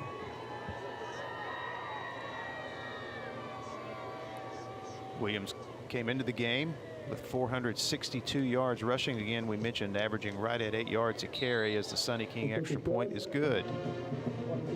16-0 now the lead for the Auburn Tigers. Another look at the touchdown. Well, if you look at the far left side of your screen, you're going to see a nice seal, and then you see 2 pancake blocks by the left side of the Auburn line, and just really, really good physical blocking up front. Look at it again on the right side of your screen. You can see lots and lots of movement by those white jerseys, putting those black and red uniforms on the ground. A couple of what they say pancake blocks going on there, Coach? Those were about as pancake as they get. Yeah, of course, this team's ranked #1 in the state for a reason. A very talented team, lots of talent all over their roster, and after a slow start, took advantage of a couple of breaks and seem to have things moving pretty briskly right now as we look at all of the electronic equipment that we have in football now. Mm-hmm. Where is the chalkboard and the chalk? I think those days are long, long gone. Locked up at your house, right? Pretty hard to put your fist through the TV screen. It's much easier to put it through the chalkboard. And your Sarah Automotive kickoff by the Auburn Tigers will be fielded inside the 10 by Sanders of Lee Montgomery, and Sanders with a nice return out across the 25 will be tackled at the 26-yard line. Helping out on the stop that time will be junior Jace Williams for the Auburn Tigers, and the Generals will come back onto the field. They've outgained Auburn's offense, by the way, in this first quarter and trail 16-0. Another odd stat here in this first quarter. That is a little bit, all those numbers don't quite add up. But as they say, the only statistic that matters is the one at the bottom of your screen. That is exactly right. That's all that matters. try to get something going. They're going to have to attack the middle of the field a little bit more. Just about everything has been off tackle or wider. McGrew fakes. Looks left, nothing there, and will just run out of bounds right at the line of scrimmage with 5 seconds remaining here in the first quarter. Yeah, tried to run a little hitch route to the top of the screen. It wasn't there. He just pulled it down and tried to get something, but Auburn would have none of it and brings up this 2nd and 10.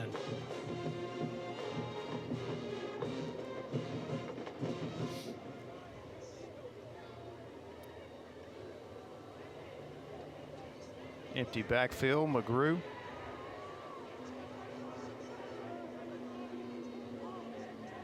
Long look over the Auburn defense on 2nd down and 10.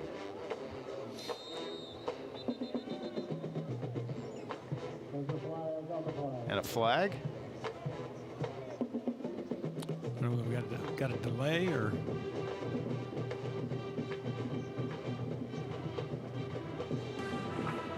Timeout before the delay of game. Timeout. Offense. So Lee Montgomery burns their 2nd timeout to avoid a delay of game penalty with 5 seconds to go here in the first quarter.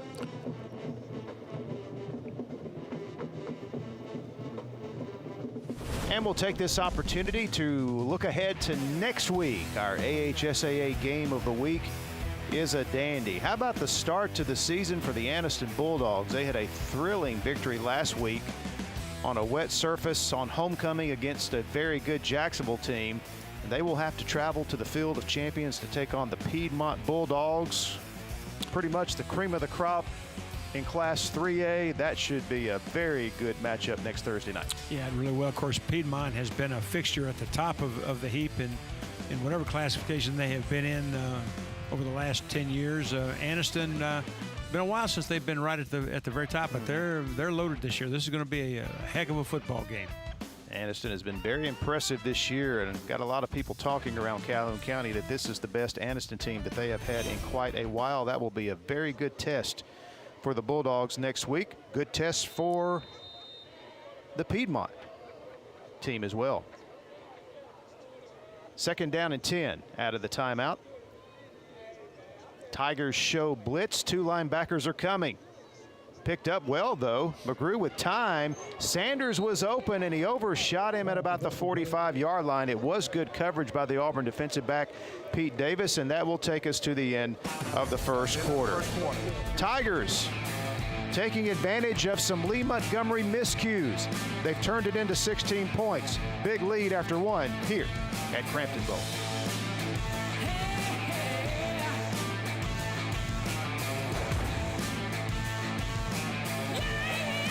The perfect checking account doesn't exist. Not at a bank, that is. So why do you keep looking there? At AmFirst, you can get no minimum balance or monthly fees, an instant issue debit card, and free checks with unlimited check writing. But who doesn't want more? Like a rewards program you'll actually use, and convenient digital tools that make it easy to manage your account from anywhere. Now you could try and find that at a bank, or you could save yourself the trouble by checking with us. Mr. President, Bessemer Superhighway is backed up. What are we going to do? Are you serious? Get me the King Boys. King Boys Towing is the fastest growing tow and recovery company in Birmingham and surrounding areas for one reason. Our customers are our top priority. Whether your car's been in an accident, it's stuck in the driveway and won't start, or you just need a tow to your preferred repair shop, give us a call. Our fleet of flatbed tow trucks will provide courteous and fast service. King Boys Towing, 205-428-3235. I was in a car accident. My front tooth cracked. I'm definitely embarrassed to smile. I got mini dental implants. It changed my life because it made me feel like me. Like I can smile and feel like Ashley. I just want to say thank you. You can be you again with mini dental implants. I'm Dr. Rick Redmond. Call me today for a free consultation and give me the opportunity to change your life. I'm more than happy. I'm ecstatic. Well, less than 40 yards of total offense by the top-ranked team in Class 7A in that first quarter, yet they lead 16-0 over winless Lee Montgomery here at Crampton Bowl on the AHSAA Thursday night game of the week, presented by AmFirst. Mickey Shadricks and Coach Rick Rhodes with you, and it is a 3rd down and 10 for Lee Montgomery as we begin the second quarter.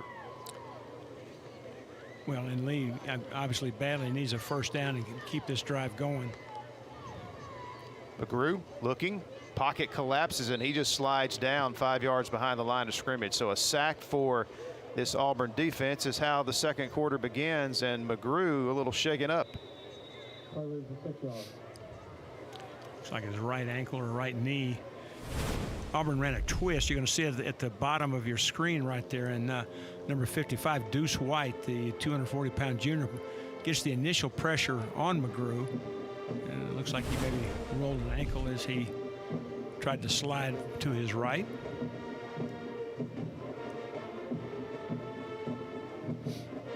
Protection breaking down in a hurry on that play. There is Brighton Miller. He's been a busy Lee player. Back out on the field to punt is Ian Nation awaiting the kick. Fair catch called for and made it the 46, so the Tigers will have good field position as their offense comes out to take the field here early in the second quarter. And, you know, Coach, let's take a look at the rankings for Class 7A. We've mentioned Auburn at the top of the heat right now with a perfect 4-0 record. Some really good football teams, as always, in that first 6 or 7 there was a pretty much who's who of who's anything in high school football in 7A. Yeah, I think the big surprise is Fairhope at number 2. I knew they were going to have a good football team, but I don't think anybody saw them being that high in the rankings this early. And of course, the other surprise is who's at number 7. Kind of expecting to be at number 1, and of course they had that monster schedule at the start of the year, dropped 2 very early. Thompson did, but you know, the season's got a long way to go still, and of course they've got some very, very big games coming up in the next couple of weeks. Opelika with the big win against Central Phoenix City last week. Yep. The only loss for the number 4 team. Opelika looks good. By the way, looking ahead, Auburn and Opelika meet in 2 weeks. That'll be a biggie. That'll be a contest. And here are the Tigers back on offense. Quarterback Clyde Pittman back in the game on this series. Throws downfield, and it is out of bounds at the 20-yard line. It was intended for Ian Nation, but that was very good coverage on the back end by the Generals. Yeah, it really was. Stride for stride with the receiver. High point of the ball made it really almost impossible to catch. Got holding on the offense. Replay second down. Holding penalty on the Tigers as we see the replay. Yeah, and that's a corner route off of a boot action to the left. That's a very difficult throw, and the ball was way late right there. I tell you, you know, Auburn is up by 16, but I've got a feeling Coach Etheridge is not real happy with what he's seen so far tonight. They just don't look like they're really in sync too much. 2nd and 24 after the penalty. So the penalty makes it 2nd and 24, and another flag. That ball encroaching on the defense. Replay second down. 5-yard penalty against the Generals will make it 2nd and 19 instead. After the penalty, 2nd and 19. You know, Mickey, I'm a little bit upset with you tonight. I mean, you haven't called Orlando Rhodes' name one time yet. I'm saving it. I mean, nah, call it. You know, I got to take care of family. Orlando Rhodes making every tackle. Ball thrown downfield. Oh, receiver was streaking open in the seam. That was Logan Blomeyer, but pass a little too high. Yeah, you know, you look at the setup right there, and you know, there's a thing called rushing, and that happens when a quarterback does not load up the backside before he starts his stride. And what happens is your upper body and your lower body kind of work against each other, and your brain tells your upper body to speed up. And that happened just a little bit that time, and that's one of the reasons why that ball was just slightly overthrown. So 3rd down and 19, a chance for the lead defense to get off the field. They bring some extra rushers. Boy, a big shot on the Auburn quarterback, and we've got flags all over the field. Well, when you said a big shot, you weren't kidding, Mickey. I mean, this is one right to the chops, I think. Got a flag back where the quarterback took the hit, and a flag in where the pass was intended. First, we see the shot there. That's going to be helmet to helmet. Yeah, 2 defensive penalties here, I think, Coach. Pass interference and a personal foul hit on the quarterback.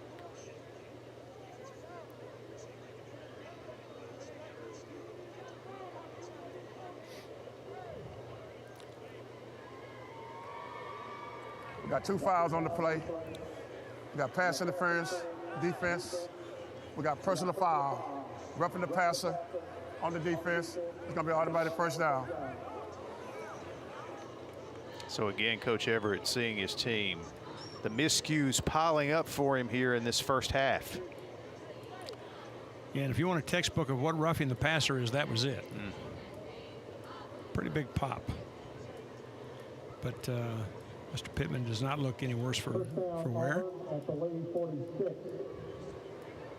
Well, you never like to see those kind of hits, but you know what? The equipment did its job. Yes, sir. Yeah, you know, a few years back there was a suggestion to take the face mask off of the helmet to get rid of these shots to the head.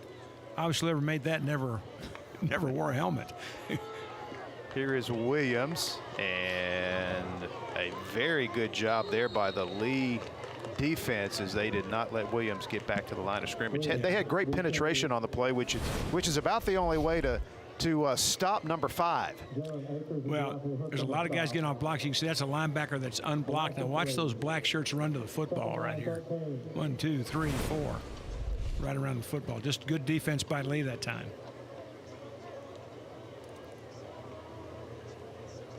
So that makes it 2nd down and 13 as the play lost 3 yards back to the 49-yard line. Quick pass. It's caught at the 44. That is Marcellus Josephson on the reception. Yeah, good sure open field tackle by Brendarian Hooks to hold that to just a 4 or 5 yard gain. Amari Brown with the reception, again, 6 yards. 4th catch of the year for Josephson. Makes it 3rd and 7. 3rd and 6, we'll call it. Again, Lee brings extra rushers, and they get to Pittman that time. The ball came out of his hand right as he took the hit from number 31, Jawante Hooks. Yeah, they just overloaded the look right to the right of your screen. You can see that they popped that linebacker clean. They brought 4 from that side. There's only 3 blockers. Somebody's going to get through, and a great job of tackling from the top down that time by Hooks. I'll tell you, a couple of shots on this drive taken by quarterback Clyde Pittman. Yeah, he got popped pretty good that time again, and they've been able to do some damage with their pressure game. Forces an Auburn punt. Tigers hope to pin the Generals back deep in their own territory, as this punt will hit at the 12 and kick back and take a little bit of a Lee roll, and it'll be down at the 14-yard line by Auburn's Ty Hudson. So the Generals offense will come back out with 8:29 to play here in our first half. Auburn still pitching a shutout here at Crampton Bowl, 16-0. And hey, I want to take this opportunity to remind you of another great game coming your way tomorrow night. It's the Friday Night Rivals Game of the Week on My 68. 7 o'clock kickoff from Lamar Field in Oxford. Pinson Valley, who gave Clay Chalkville all they could handle last week, will take their game on the road. Tough place to play at Lamar Field.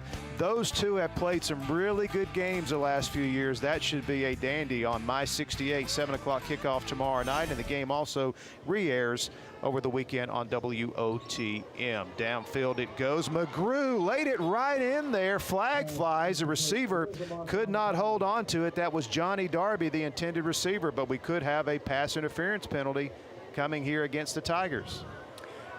Got pass interference on the defense. Gonna be a first down. Yeah, it looked like that Andrew King had a hold of that left arm tugging on it, and almost a really spectacular catch, but the resulting interference call is going to give Lee Montgomery a big first down. Lee will take any break they can get at this point, down 16-0. You betcha. And good to see this young man, Bryson McGrew, came up a little gimpy on the last series. Okay, handoff up the middle. And not much on this running play as Gerald Bonner wrapped up for virtually no gain, and another good play there by linebacker Coleman Granberry, who had the big fumble return for the touchdown. Yeah, Auburn jumped into bare front where they covered all the down linemen, and Lee was not able to get a linebacker, or excuse me, a guard up to the linebacker, and Granberry was unblocked and did just what a linebacker is supposed to do, met the ball right in the hole for a nice defensive play. 2nd down and 9 from the 31.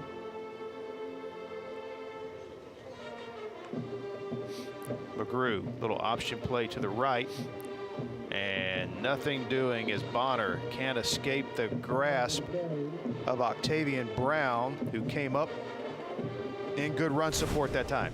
Well, this is the same play that fumbled earlier, and this looks more like an option play, but still not blocked very well on the perimeter. You can see that the block that's attempted by Darrell Dees is really just kind of destroyed by good defensive leverage and pursuit by Octavian Brown. So 3rd down and 9 for the Generals.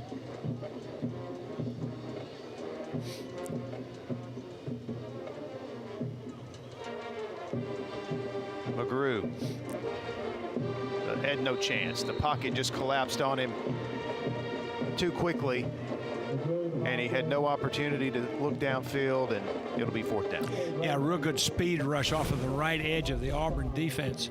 Looking at the right side of your screen, you're going to see it late, but just a good speed rush to the outside. You know, I want to say that was number 14, Cade Rayburn. Use that good speed to get right around the left tackle from Lee, and Etheridge had no chance. So here's Miller on to punt. Line drive kick taken at the 49-yard line by Nation. Breaks one tackle and just is tripped up, or he might have gone the distance. He was tripped up by Antoine Barnes of Lee Montgomery, but the Tigers will be sitting pretty here already in Lee territory on this possession as well. Got heat timeout. And we're going to have our 2nd quarter mandatory heat timeout. 5:57 to play here in the first half. Auburn with the lead, win the ball when we come back to Cramptonville. Retirement planning, investment planning, education planning, ad valorem, blah, blah, blah, blah, blah, blah, blah, blah. Financial planners love to show their version of a perfect retirement, but what about your perfect retirement? At AmFirst Financial, we'll get to know you first, so we can make a plan for the person you'll be years from now, and future you will be glad we planned ahead. So call AmFirst Financial today. You'll thank you later. Right Way Auto is offering cash on the spot for cars, trucks, and SUVs. Our inventory is low, and to turn that around, we are buying pre-owned vehicles in good shape. Visit our 2 locations today on the Motor Mile in Anniston or Highway 21 in Mumford. We will buy your car even if you don't buy ours. Right Way Auto is offering cash on the spot for cars, trucks, and SUVs. Cash on the spot today for your vehicle at Right Way Auto Sales in Anniston and Munford.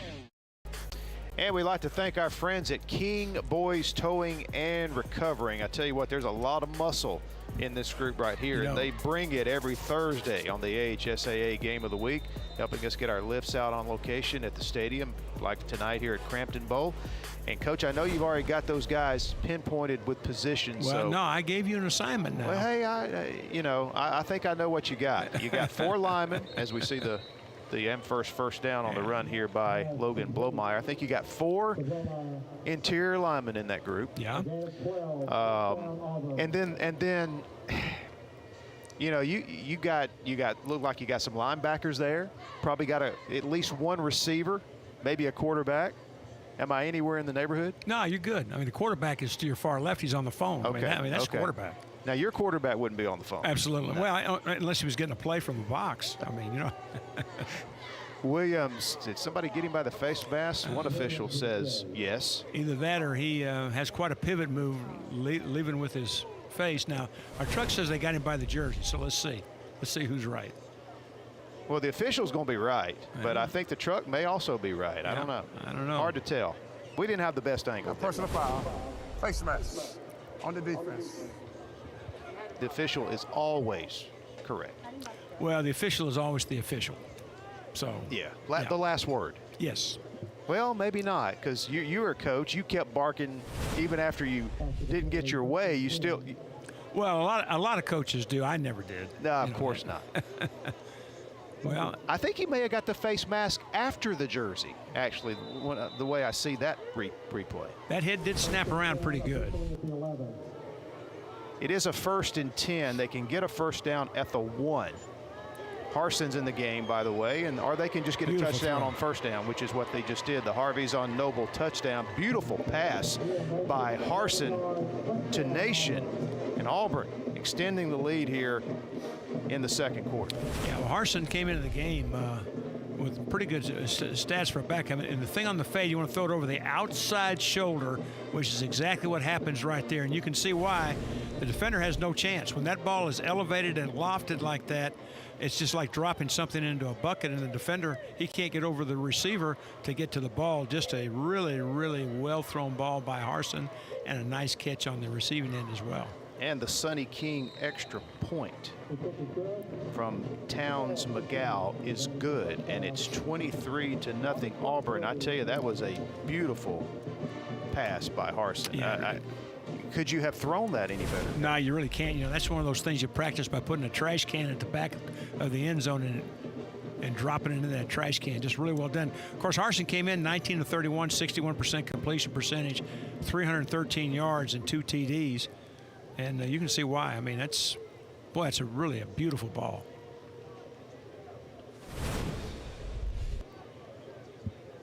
And you saw the reaction of the lead defensive back. That's the way it always is right there. What am I going to do?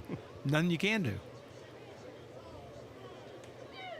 Perfect pass beats really good coverage there. You know, I heard Bobby Bowden talk years and years ago about the importance of having the ability to throw the fade, because it's the great equalizer. You can't blitz it. You can't defend it. I mean, if you can throw that from anywhere in the field, it can get you out of a lot of tight spots, and of course it also can break the back of the defense, which is exactly what happened right there. And your Sarah Automotive kickoff, as McGow waits for the official signal, and here is the Sarah Automotive kick, taken by Sanders right at the goal line. Sanders up across the 25, wrapped up by Auburn's Ty Hudson, the sophomore on special teams. So Lee Montgomery down 23-0, take over 1st and 10, 4:48 here to play in the first half. Mickey, I'm sure you already know this, but I'll share it with you. You know that the Troy teams I was associated with, we're responsible for the 3 longest pass completions in Gulf South Conference history. 99-yard fade for a touchdown, a 97-yard fade for a touchdown, and then when I was defensive coordinator, we gave up a 90-yard wheel route to West Alabama. So there you go. Wow. Interesting. I like the first 2 better than the third one. Yeah, I bet you did. Here's the option play, and that is Bonner. A short gain of 3 out to the 30. Yeah, that was a little better executed. The thing you try to do in that option play is to get your running back on the free safety, and that time the free safety was able to come up and hold the thing to a 3-yard gain. But before, they hadn't been able to get to that edge. That time Lee got to the edge just a little bit. 2nd down and 7 for the Generals. McGrew, pass over the middle, incomplete, intercepted right into the hands of Auburn's Graham Young, and he returns it inside the 5-yard line. Boy, that should have been a completion. Instead, it is another turnover. Auburn in the AFS red zone. They're going to have a 1st and goal. Well, this is a classic example of being a young team. This is a little choice route, a stick concept that is really very well executed, except the receiver does not get his hands up early. They're the last thing to come up. He tries to bring his hands up and catch the ball at the same time. Ball comes off his hands, goes in the air, perfect interception. Defensive back is right where he's supposed to be, and Auburn takes advantage of that miscue and runs it down for what very well could be yet another score for the Tigers. 1st and goal. Here's Williams. And Williams gets a great block by Marquise Washington, and he's in for the Harveys on Noble touchdown, his 2nd of the first half. Yeah, that was really a heads-up play on the interception by Graham Young, the senior defensive back at Auburn. Didn't waste any time taking advantage of it. There's the counter right there. You can see excellent blocks, and Williams just walks in. So 2 touchdowns on the night for D.V. Williams. He has 6 on the season, and the Sonny King extra point is good, and that extends the Auburn lead to 30-0. I tell you, Coach, somebody's got to help out Mr. Bryson McGrew. He's putting the ball right on the money here. Yeah, well, again, if you look at the receiver, again, those hands are carried low, and he tries to bring them up as the ball's coming to him. You know, you've got a lateral pass that you're trying to catch with vertical hands, and that's a very, very tough catch. You know, you got to get those hands behind the ball and look it in, and Auburn knew exactly what to do with it and turned it into points real quick. By the way, I want to correct something. Great block by Eric Patrick, the senior offensive lineman, who basically gave Williams that block at the goal line that enabled him just to walk in untouched. Very good. Well, it's 30-0, but really, I mean, Lee has not played that badly. I mean, they've just made some very crucial mistakes that have led directly to 21 points. So Towns McGow with the Sarah Automotive kickoff. Booms this one. It'll be a touchback. So the Generals will set up shop 1st and 10 with 3:49 to play here in the first half. They have 1 timeout, and their quarterback, Bryson McGrew, all things considered, he had the 1 snap where Auburn got the safety to begin the game. Not sure whose fault that was. He just wasn't ready for the snap. Other than that, this young man has done well. He's ran the ball well. I can't think of 1 bad pass he's thrown. No, he's really shown some escapability and running ability. I mean, he's been a bright spot for sure. First down at the 20.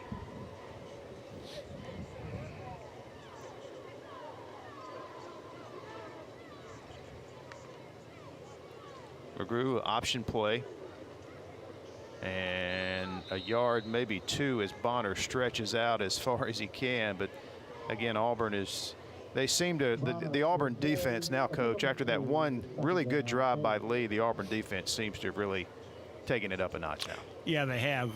You know, they try to get outside again. Octavian Brown, the edge player to that side, avoided the block, got upfield in a hurry, turned it right back in like you're supposed to, and a whole host of white shirts there to make the play.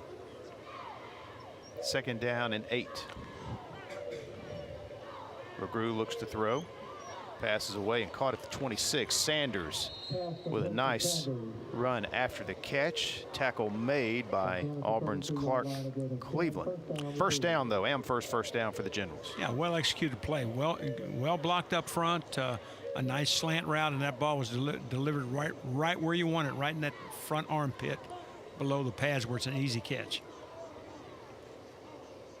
Again, another very accurate throw from McGrew. Yeah, he's thrown the ball well tonight.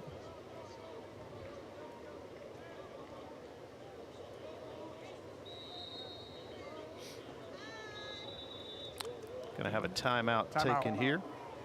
Offense. That'll be the final timeout of the half for Lee Montgomery.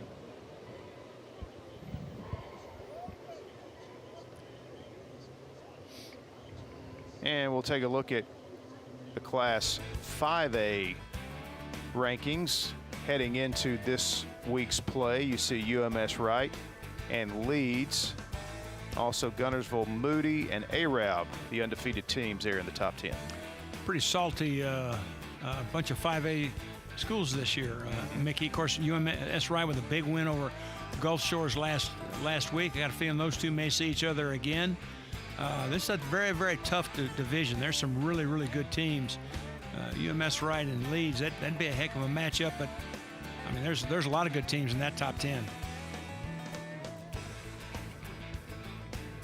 And we will have this game re-air on WOTM on Saturday at 3 p.m. UMS Wright and Viger, a huge game down in South Alabama. Yep. Of course, perennial power against the defending state champions. That's a pretty nice little matchup. Absolutely. An added treat this weekend for you here on WOTM. 1st and 10 for the Generals. No more timeouts, but they do have some time. Pass downfield, pass is picked. Not a good ball that time as Pete Davis with the interception and the return. Darrell Dees tackles him, but another Lee turnover. And Coach, just as we were bragging about this young man, that is the first poorly thrown ball he's thrown here in the first half. Yeah, it looks like he's grabbing that ankle again. Well, that was a corner route. You teach that defensive back to that side to try to split the difference. It's called a zone point, to where you take away the deep ball and break up on the short ball. And that time, Davis just sat there and read the action, and when the ball was thrown deep, broke on it just like you're supposed to. Just an excellent play on his part. Here's McGrew on the replay, gets the pass away. Yeah, and you can see that Davis, who is the corner to that side, and the safety both would have intercepted it. Just not able to get a push off that corner route to make anything happen. Just trying to stretch the field, work a little bit deeper, but very well defended by Auburn. And McGrew helped off the field by his head coach. Auburn takes over with 2:12 to play here in the first half, a chance to add to their lead before halftime.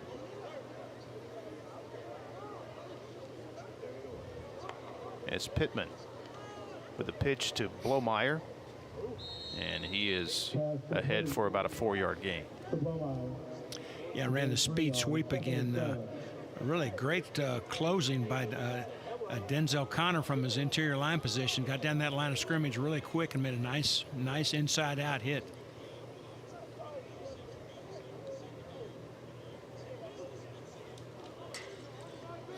Second down and 7. Football spotted at the 22.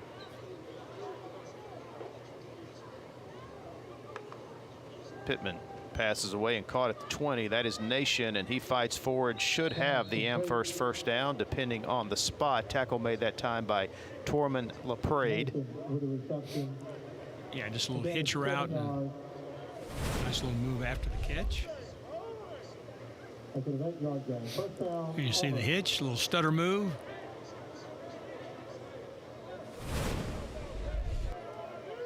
And it is an Amherst first down. Inside the 15. This is Williams on the carry, and Williams will be cut down at the 6-yard line as Auburn in the AFS red zone going to be facing a second down and short as we tick under 1 minute to play here in our first half. Boy, a really nice surge by the Auburn offensive line that time. They knocked those black shirts off the ball, and really Williams was untouched until he was about 5 yards deep into the secondary.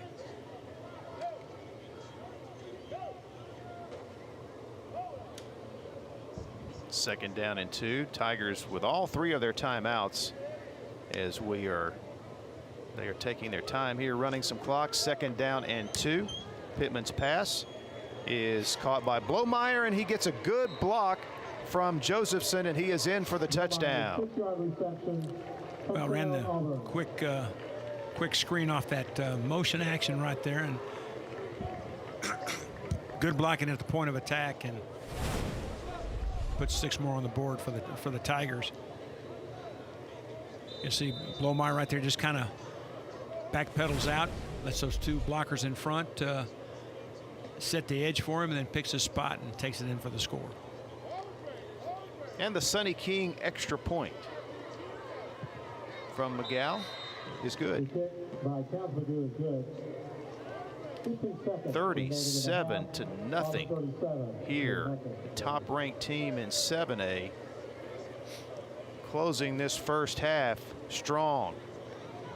Forcing a couple of turnovers in this second quarter, turning them into touchdowns.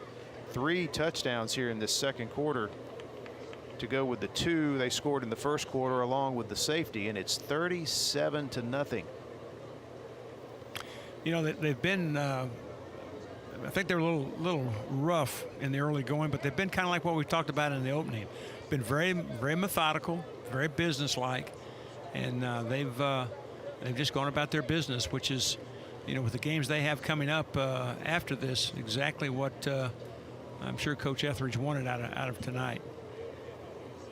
Auburn will have a non-region matchup next week against Ramsey. They will host Ramsey, then they will host Opelika. We mentioned that earlier. That's going to be a huge game in 7A Region 2 as Coach Etheridge sees his team taking care of business so far tonight, though. The Serra Automotive kickoff will be another touchback, so the Generals will come out first and 10. 15 seconds to go here in the first half. Ramsey, by the way, was in that 5A top 10 that we looked at just a moment ago. Yeah, and that'll be a big step up for Ramsey. But you know, when you've got a good football team, sometimes you want to test, see how you match up with the best that you can find.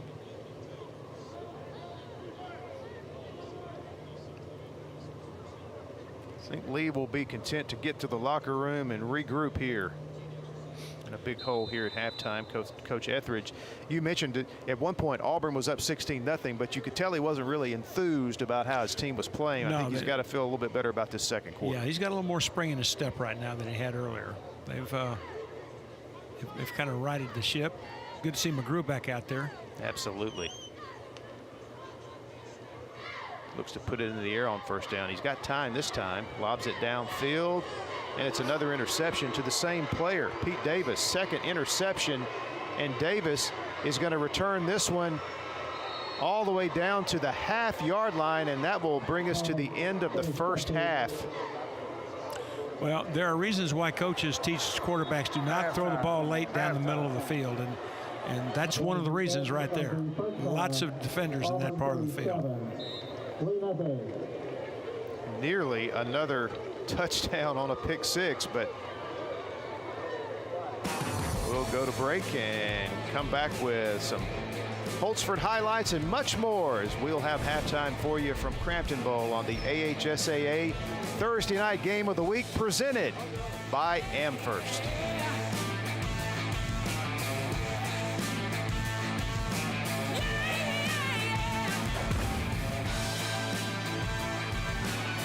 A game without a crowd is just a scrimmage. A performance without an audience is just a rehearsal.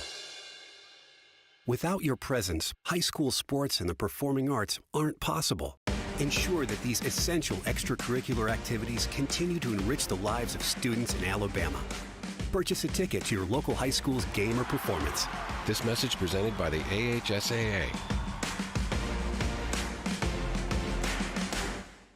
Are you ready for some football? Then WOTM is the place for you. On Thursday nights at 7 p.m., veteran broadcaster Mickey Shadrick and former high school state champion and collegiate national champion Coach Rick Rhodes bring you live coverage of the AHSAA TV Network Game of the Week, presented by Amherst. Friday nights at 7 p.m., it's the TV24 Game of the Week, presented by Sonny King Ford. And the action continues Saturday mornings at 9 a.m. with an encore presentation. Drummond's Company, Friday Night Rivals Game of the Week, right here on WOTM. Retirement planning, investment planning, education planning, ad valorem, blah, blah, blah, blah, blah, blah, blah, blah. Financial planners love to show their version of a perfect retirement, but what about your perfect retirement? At Amherst Financial, we'll get to know you first, so we can make a plan for the person you'll be years from now and future you will be glad we planned ahead. So call Am First Financial today. You'll thank you later. You know, Tony, it's almost that time of year again. Well, we already know the outcome. Roll Tide. No, not that game. I'm talking about scoring the #1 truck in America for the last 45 years, the Ford F-150. Right now, you can order a new 2023 Ford F-150 at Sonny King Ford with absolutely no deposit. Choose the features you need and the extras you want. Only at Sonny King Ford. That's right, Sonny King Ford, on the sunny side of the street, Anniston, Oxford. Now that's a catch. Sylacauga's best kept secret? No more. Harvey's on Noble is the place to go for the area's best food and drinks. Whether you're in the mood for steak, burgers, salad, seafood, or dessert, Harvey's on Noble will not disappoint, and the atmosphere is perfect for catching the big game or just relaxing after work. Harvey's is open for dinner Wednesday through Saturdays, so round up the family and we'll see you at Harvey's on Noble, downtown Sylacauga.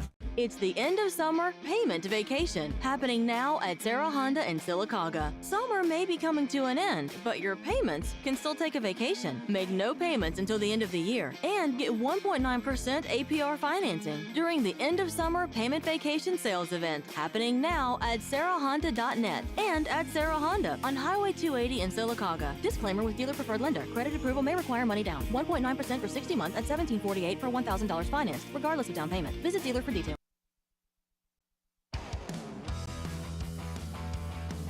Back at Crampton Bowl in Montgomery, we are at halftime of our AHSAA game of the week between Lee Montgomery and the Auburn Tigers. Time now for Susan Scott Carruthers, host of AHSAA Weekly. She will have highlights from around the state gathered by David Holtzford. Welcome to AHSAA Highlights for the Week, compiled by Coordinator of Social Media, David Holtzford. Let's get right into the action.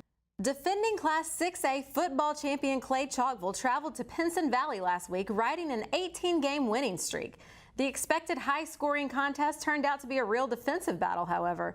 We pick up the action with Clay Chalkville leading 8-0 in the second quarter when Pinson quarterback Kawan Posey throws an 8-yard jump pass to TJ Metcalf, who goes higher than his defender to make the catch.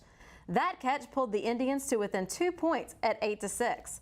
The unbeaten Cougars were able to escape with the win thanks to a 58-yard touchdown by Rodriguez Johnson to put the Cougars in front 14-6. Pinson managed a late touchdown when Posey sped 28 yards on the keeper for the score, but Clay Chalkville foiled the 2-point try to preserve the 14-12 Class 6A Region 6 win and extended the AHSAA's longest current football winning streak to 19 in a row. Continuing the action in Class 6A, we'll pick up with Hueytown hosting Hillcrest High School from Tuscaloosa in a Region 4 contest. Also expected to be an offensive shootout. This game was all that and more as both teams combined for 98 points as the visiting Patriots 4-0 knocked off the 2021 Class 6A runner-up Gophers 54-44. Hillcrest got the scoring party started early with talented quarterback Ethan Crawford connecting with Bryson Kimbrough for a 12-yard touchdown pass. Later in the first quarter, Hillcrest gets on the board again with this 38-yard run by Jamarian Johnson. Fast forwarding to the third quarter, Hillcrest extends a 34-28 lead with a screen pass from Crawford to Jamarcus Price, who breaks a tackle by rolling over the Hueytown defender, keeping his balance and then scoots into the end zone. Crawford puts the game away later in the second half, racing 92 yards after another touchdown as Hillcrest closes out the 54-44 win. Next, we head to the Hoover Met as we look in on Class 7A Region 3 battle between the Vestavia Hills Rebels and the Hoover Bucks. Considered one of the top school rivalries in the state, this one was all of that and more. The Rebels took on an early 7-0 lead with a 1-yard run by running back Houston Owen. Then Hoover tied the game at 7-7 on a 6-yard pass from Brewer Smith to Amari Williams. But Vestavia would take the lead right back when Luke Turner passes to William Tonsmeyer on a 13-yard touchdown connection. Hoover would score the final 13 points of the game, however, with a rushing touchdown by Kamal Anderson and Lamarian McCammon for 5 and 7 yards out, respectively. McCammon's touchdown sealed the 2014 win with 1:16 remaining to improve to 3-1 on the season.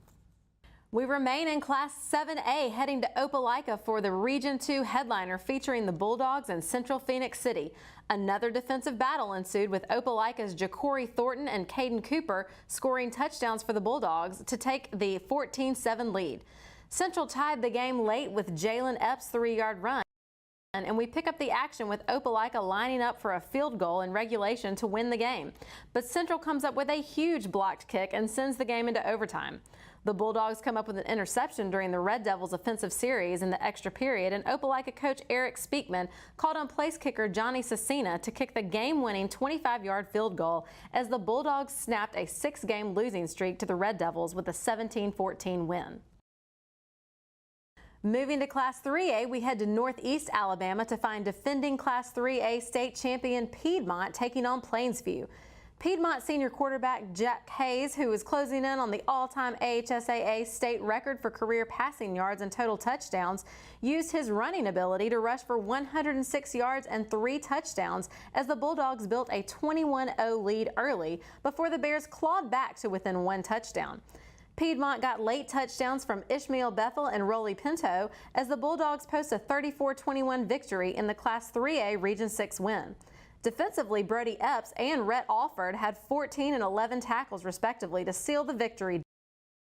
With weather forcing 109 games to be played on Thursday night last week, we head to Mobile County for a Class 6A Region 1 battle at Saraland between the Spartans and the Spanish Fort Toros. It was one of the 82 games to be played on Friday night last week. Spanish Fort opened the scoring with a 60-yard touchdown run by Sawyer Wilson. Saraland responded with a 43-yard touchdown run by Sante McWilliams Jr. to tie the game. Later in the fourth quarter, with Saraland holding on to a slim lead, quarterback KJ Lacey finds Ryan Williams for a 43-yard touchdown pass as Saraland rolls to victory at 35-24. There was also plenty of volleyball action across the state last week. We head to the Shoals area to check in on Shoals Christian and Covenant Christian in Class 1A action. Covenant Christian wins the match 3-1 and closed out an outstanding week, winning 7 matches over Class 3A Colbert Heights and Phil Campbell, and then beat Red Bay, Colbert Heights, Russellville, and host Bell Green in the Bell Green Invitational Tournament. Ashley Gann had 91 kills, 50 digs, 33 blocks, and 9 aces to lead the Eagles. Zoe Griffin added 48 kills, 22 digs, and 7 aces. Thanks again to David Holtzford and our AHSAA Schools and NFHS Network broadcast program for providing these exciting highlights each week.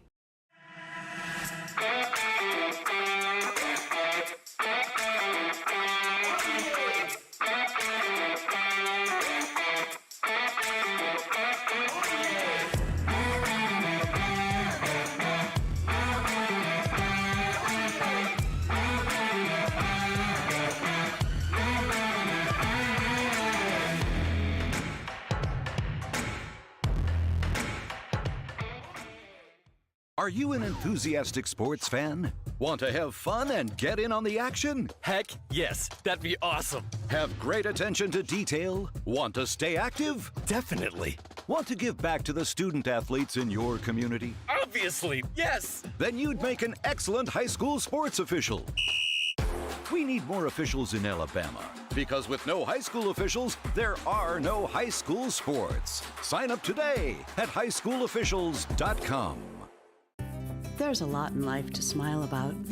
Are loose dentures or missing teeth keeping you from enjoying the things you love? Don't miss out on enjoying life's precious moments.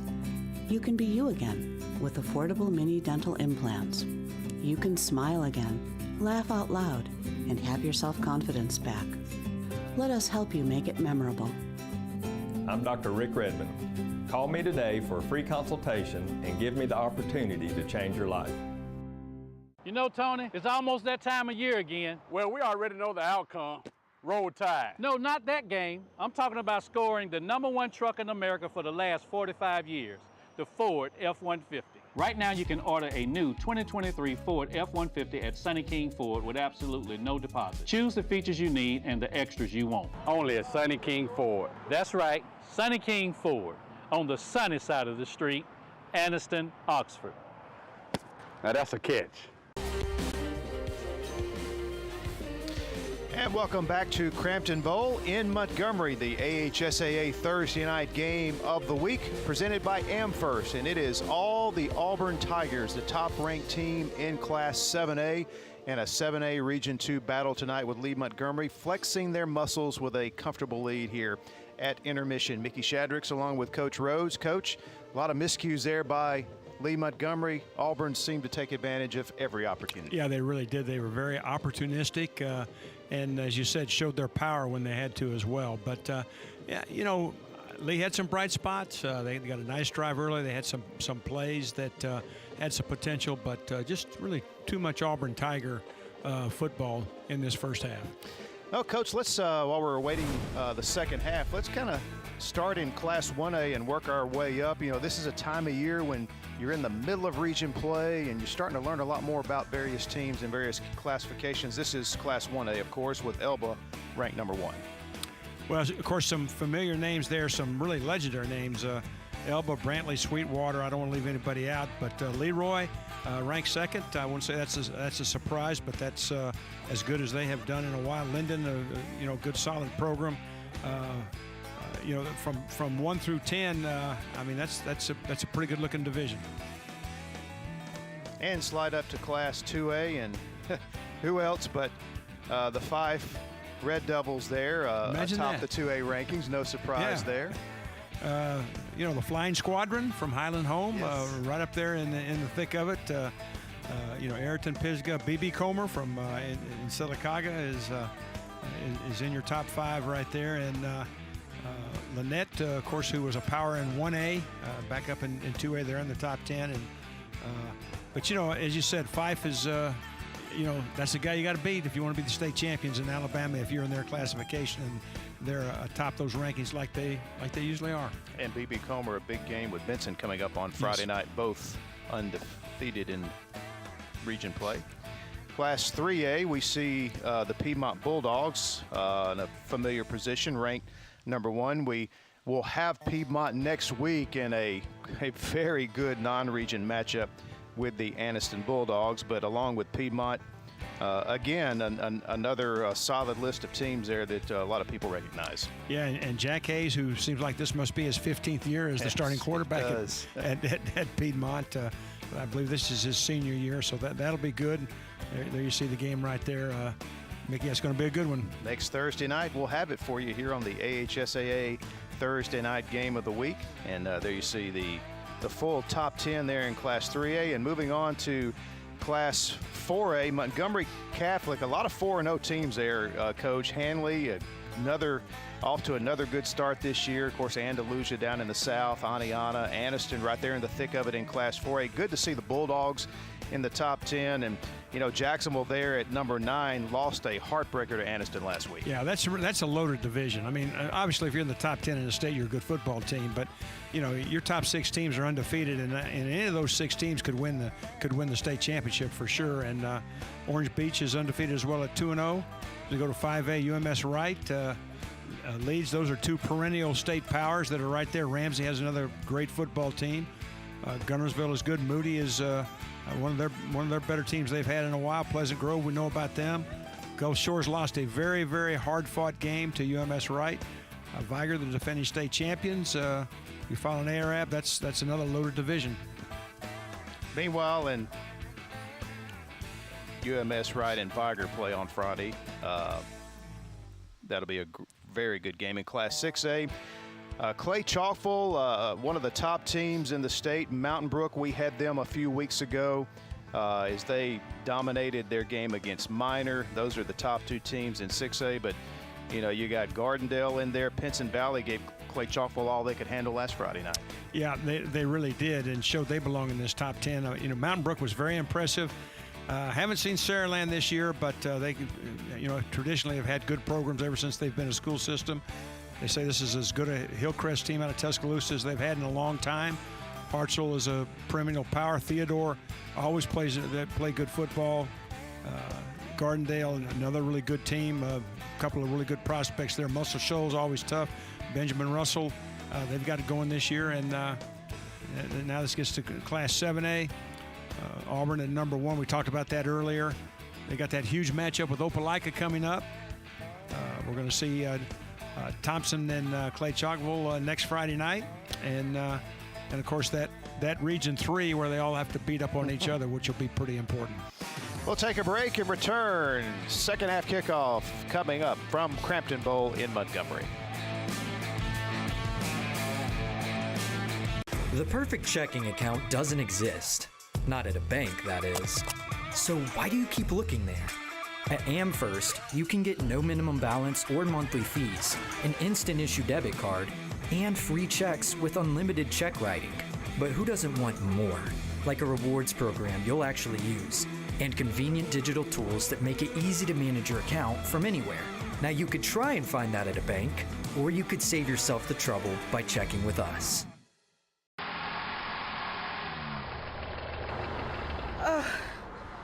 I need the king, boys.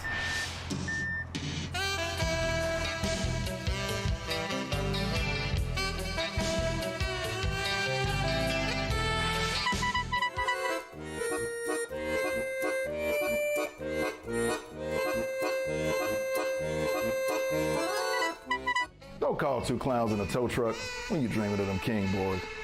It's the end of summer payment vacation happening now at Sarah Nissan of Sylacauga. Summer may be coming to an end, but your payments can still take a vacation. Make no payments until the end of the year and get 1.9% APR financing during the end of summer payment vacation sales event happening now online at SarahNissanOfSylacauga.com and at Sarah Nissan of Sylacauga, located just off Highway 280 at Sylacauga. Credit approval may require money down. 1.9% for 60 months at $17.48 per $1,000 finance. Regardless of down payment, visit dealer for details. Sylacauga's best kept secret?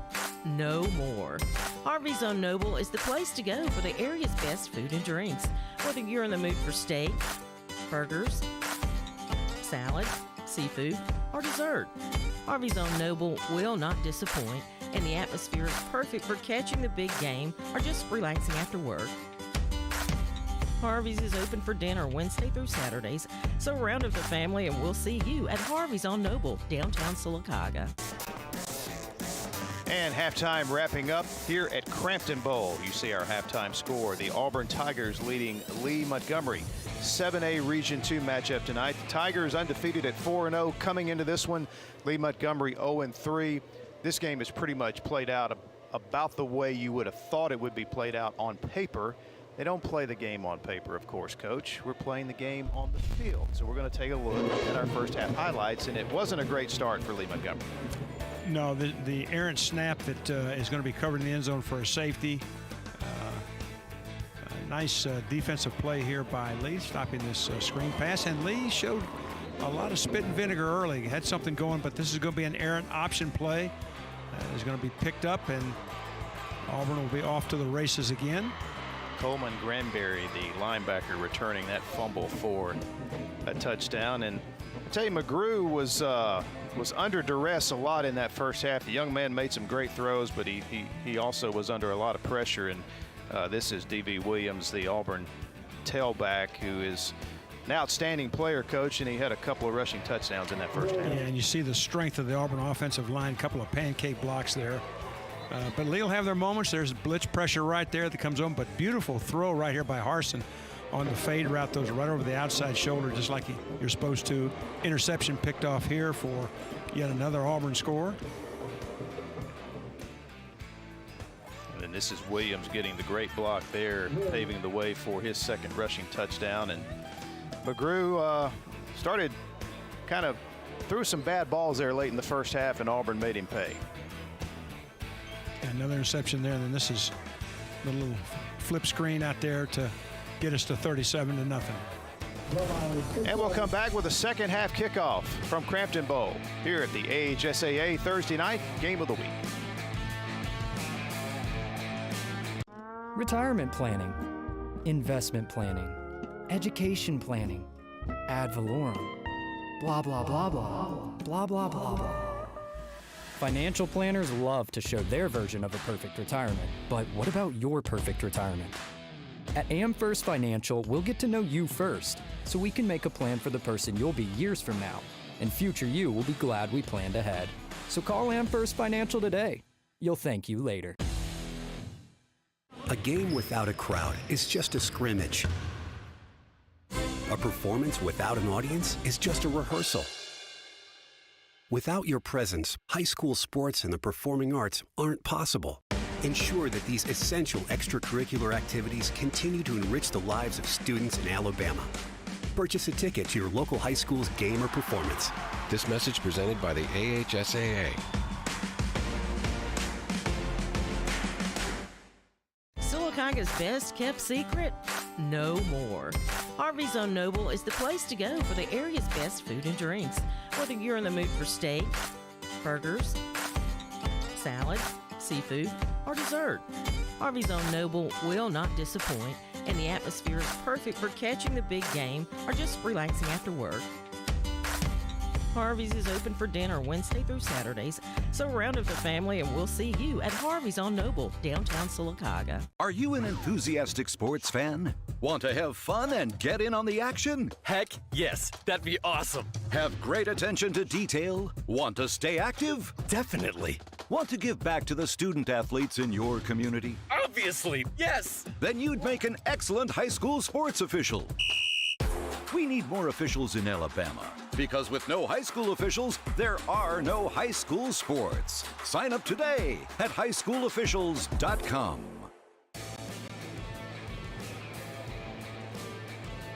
And Auburn coach Keith Etheridge sees his team pitching a shutout here at halftime, 37-0. By the way, their defense pitched a shutout last week, 31-0 over Jeff Davis, as we are getting set for the second half. This is the 16th meeting between these two teams. Auburn leads the series 11-4. Last meeting was in 2019. Lee Montgomery actually won that matchup 19-14, but it is all Auburn so far tonight. And I don't know whether Coach Etheridge pulled an Erskine Russell or not. The famous Georgia and Georgia Southern coach that used to go bull in the ring, but he's got a little cut on his nose right there. I don't know whether they that was the first game I ever saw in the South. Went up to Auburn, and I didn't know who Erskine Russell was, and he got those Georgia Bulldogs around him, and they did bull in the ring, and he was the bull in the ring. And I turned to my wife after they got done warming up, because he had blood pouring down his head. I said, I think Auburn's in for a rough day. And they were. And I would not recommend that, Mickey. But on the other side, of course, not an easy halftime for Coach Everett and his young team, but there are some positives to accentuate, and you want to eliminate those mistakes. And of course, the thing you want to look for and want to teach your young team right now is, guys, you just keep playing hard. This is a football program that has won 5 state championships. They were in the semifinals back in 2018, lost a close one to Central Phoenix City. But it is a rough beginning to this season, as they're 0-3 and trailing big here on the Sarah Automotive kickoff. Well, started the half with an onside kick to try to jumpstart something. Nothing wrong with that. Yeah, there aren't many football programs in the country that have a better tradition than Lee High School. Goes way back. Of course, I first came to Alabama in the late '60s, early '70s, and that was in one of their heydays. That was a big red machine back then. Goes way back. So Auburn 1st and 10 at the 47. Senior quarterback Clyde Pittman. Wouldn't be a bit surprised to see Auburn try to get one on the board here early, and then let some younger guys play. Pittman rolling out. Will keep it, and will spin his way up to around midfield, taken off his feet there by Jalen Moore. And a little combination route to his right, tried to clear out the deep zone and then high-low the flat defender. Lee defended it pretty well, and Pittman did well just to not lose a bunch of yardage and to pick up 4. 2nd down and 6. This is Williams. Big hole over the left side into the secondary. He's got an Amherst first down to the 23-yard line. chased down from behind by Julius Johnson. I tell you that Williams really does a great job of not only following his blockers but working the width of the hole. You know, he always puts himself in position where he is close as he can possibly be to the guy that can't make the tackle, and as far away as he can be from a guy that can make the tackle. Now, that may not make a lot of sense, but that's called missing by the smallest margin, and he's really good at it. Pittman has the pass deflected and almost picked off at around the 12-yard line by number 27, Dylan Baker. Yeah, if you're going to boot and roll to your left, you've got to get enough depth to where you can get downhill and square your shoulders. And that time, Pittman was just running lateral to the line of scrimmage. It's really impossible to throw the ball accurately from that angle. And very fortunate that didn't get his arm or shoulder damaged a little bit right there, because that arm got hit as he was throwing. Second down and 10. 9 men in the box this time for the Generals, but Williams is going to go in untouched for his third rushing touchdown. The Harvey's on Noble touchdown coming early here in the third quarter as the Tigers extend their lead. Yeah, really well blocked again, and really a perfect example of what I just talked about. You know, if we get the replay here, you're going to see that Williams is going to watch him stay to the outside of the hole where he knows he has a block, and that inside defender that's chasing him just can't make up the ground. And that is missing by the smallest margin, and he really, really is good at it.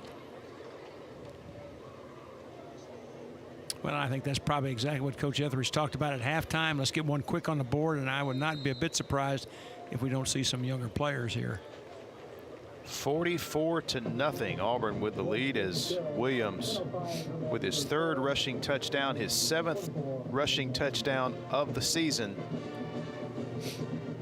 Lee Montgomery coming with the run blitz that time, and good job by that Auburn offensive line handling that. Yeah, that young man's fun to watch run the football. He's a very, very talented guy. Be interesting to see how, you know, Auburn is going to have a lot of suitors for that #1 spot in 7A. And, you know, you've got 3 in Region 3 that all think that they're as good as anybody in the state. They've got Opelika coming up. I mean, this is going to be a relatively easy night for them, but they got some tough ones coming. I mean, they'll play Opelika, they'll play Central Phoenix City. That's just to get out of their region. And already played and beat Hoover, the AHSAA kickoff game right here at Crampton Bowl. And they've already beaten Dothan. Zara Automotive kickoff bounces off the face mask of the Lee return man, and he is going to be taken down inside the 5-yard line. And that was number 83, Ashton Walker, on the return. And here's a look at this 7A Region 2. Again, you know, a lot of talk about Region 3. Well, this is a pretty stacked Region 2. I would say. I mean, you've got, what, 4 of their top 5 that are in the top 10 in the state. I think Auburn, Opelika, Central, and Enterprise are all in the top 10. So, yeah, that's not a bad region, Mickey. And then you got Prattville, yep, Smith Station. A lot of recognizable names in that group. And this is the handoff to Dees, and he is going nowhere. Stopped right at the line of scrimmage as the Auburn defensive front winning the battle on that play. Well, and of course, what Coach Everett wants to see is he wants to see his young team continue to play hard, to get some drives going, to get out here with as good a feeling as he can. Obviously, he doesn't like being down 44-0. That goes without saying, but he wants to try to get some positives to build on. McGrew takes this snap from his own end zone. Passes away, and it is incomplete. They're going to get Auburn for pass interference, though, and it was not a necessary penalty because the ball was not catchable. Yeah, I don't know whether the receiver was pushed down or whether he just fell, but Graham Young was the guy that I think was closest and may have had a hand on him. Pass interference on the defense.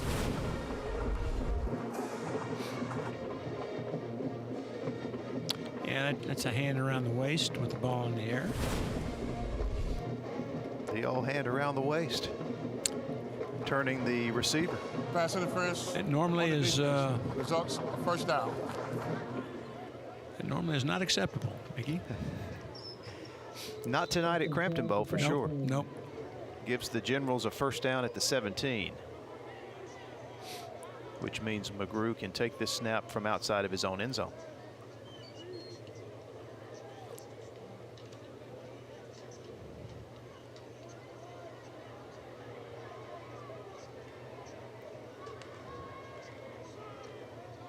Little misdirection. This is Sanders, and he is grabbed by the jersey by Deuce White, the junior defensive lineman. And tried to use some formation shifts to get an advantage. Looked like the play was going to develop for maybe bigger yards than it was by that big young man right there. Had Sanders by the jersey and spun him around about 3 times and wait for his buddies to get there and held it to just a 3-yard gain. Second down and 7.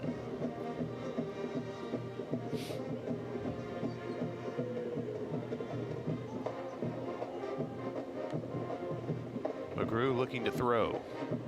Goes up top, and it is incomplete. Almost picked that time by Andre Emilius, the junior defensive back, 6'3", 185. Yeah, McGrew has been pretty effective throwing the ball short, but when he's trying to throw the ball deep now, he's thrown in a lot of double coverage, a lot of times into occupied zones. He's going to have to improve on that.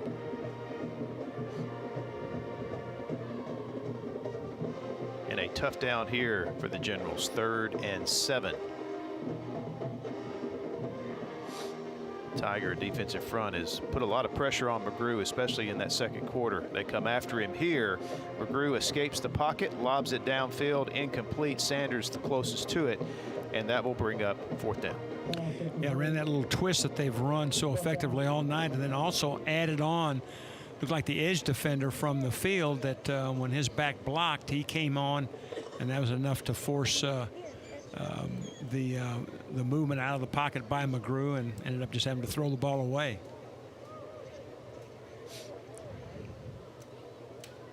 So another punting situation for the Generals as Miller will check in.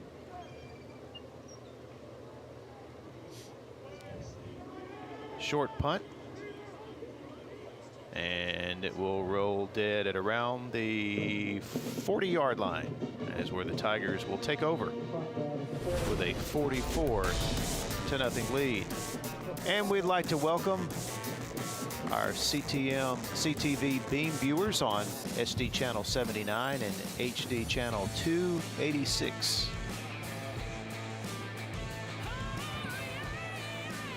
Auburn takes back over, and you see backup quarterback checking into the game. That is Davis Harsin. Had a good first half while he was in the game. Had that beautiful touchdown pass for the Tigers in that second quarter where he connected with Nation. First down at the Lee 46. And here's the handoff to Flakes. Flakes breaks a tackle and will be taken down inside the 10-yard line. It's going to be 1st and goal after the Amherst first down. It looks like a clone of Williams right here. It's that off tackle play again. Nice job of getting upfield. Shows a little speed once he gets in the secondary.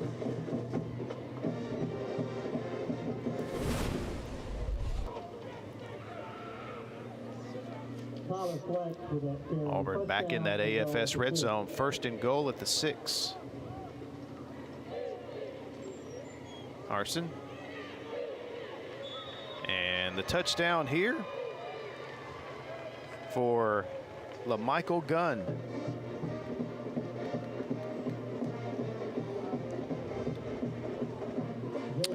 was that same off-tackle play that Williams scored on a couple plays ago. You can see very well blocked on the right side. Makes one man miss and walks into the end zone.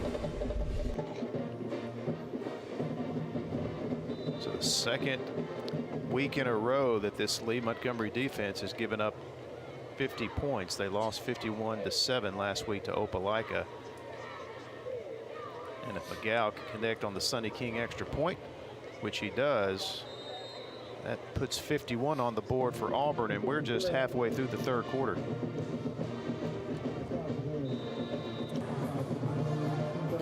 And that'll take us to our third quarter heat timeout. It is all Auburn at Crampton Bowl. 51-zip over Lee Montgomery.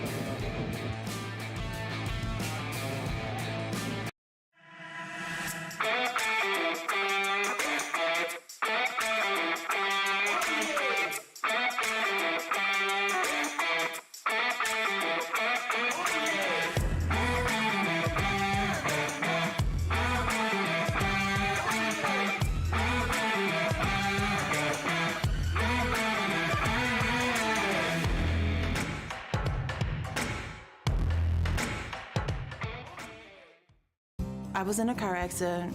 My front tooth cracked. I'm definitely embarrassed to smile. I got mini dental implants. It changed my life because it made me feel like me. Like I can smile and feel like Ashley. I just want to say thank you.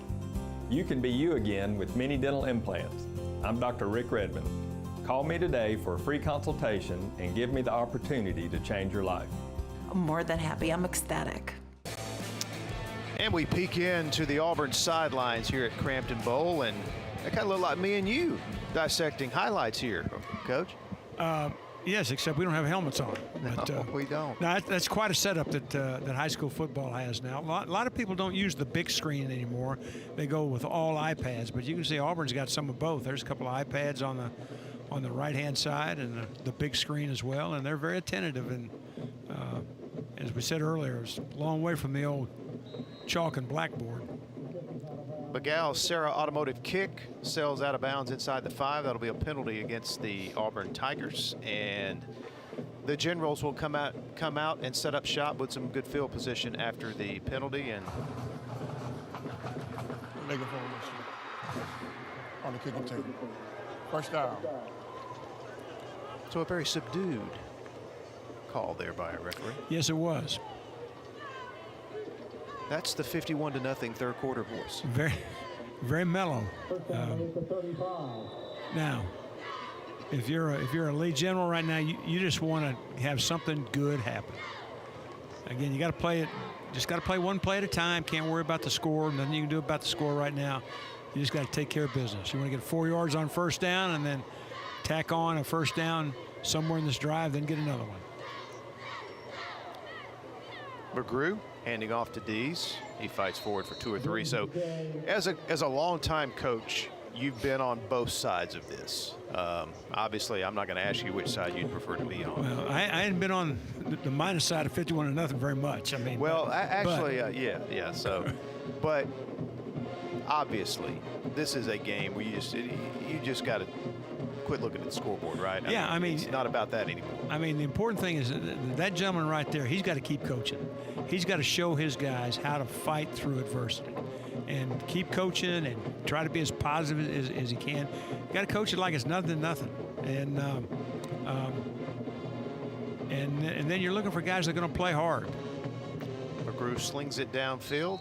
I mean, it's obvious that Lee is outmanned. I mean, this is a very young football team playing against a team that's ranked #1 in the state. I mean, I don't think anybody, thought this was going to be a Lee victory unless the stars aligned in a very, very spectacular way. Well, your blueprint to victory, the first thing you said was they got to play the best game of the year. Yeah, I mean, absolutely. And frankly, even if they did that, Auburn would have to play probably their worst game of the year. But you still are looking for positive signs. You want that young man right there to run his team and just show some toughness that can lead to some wins, down the road. 3rd down and 7. Comes the pressure by Auburn, and McGrew is going to be sacked again back at the 33.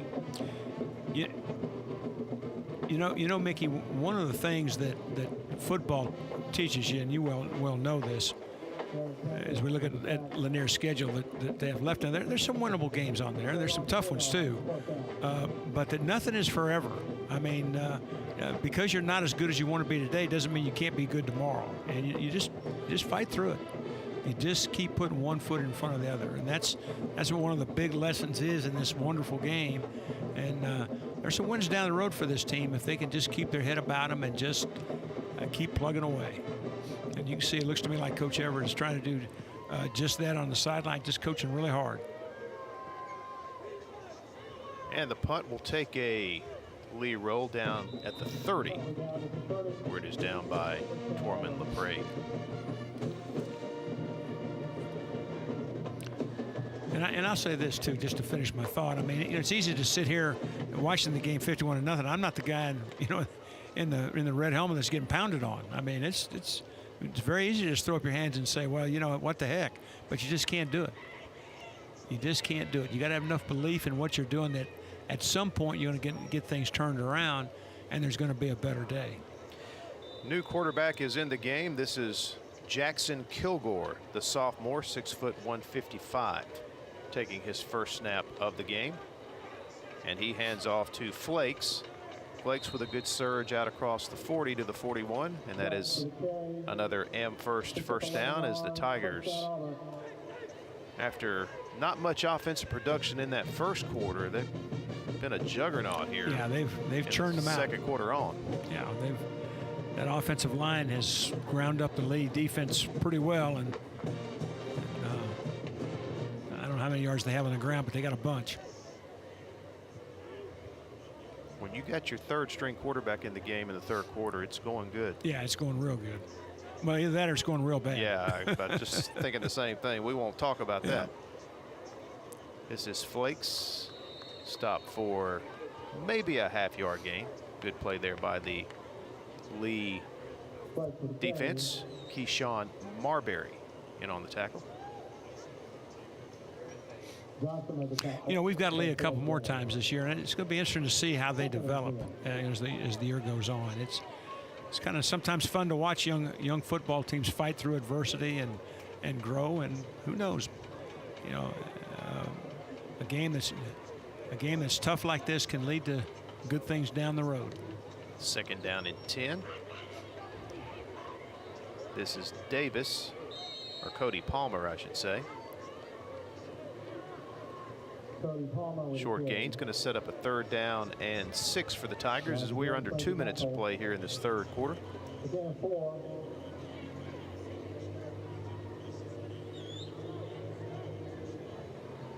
Lots of young players for Auburn now, which is what we thought we'd see. And with 2 tough games coming, with Ramsey next week and then Opelika the following week, Coach Etheridge can rest some of his key players here for the rest of the way. This is Flakes, huge hole, and he gets past the Lee secondary, and he is going to have his second rushing touchdown of the night. The Harvey's on Noble touchdown for the Tigers.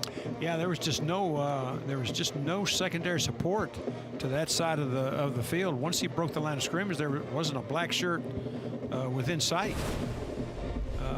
As you look here to the left of your screen, you can see once he gets right here, the corner is occupied. There's no safety fill, no linebacker scrape, and the results are pretty predictable right there, and yet another Auburn score.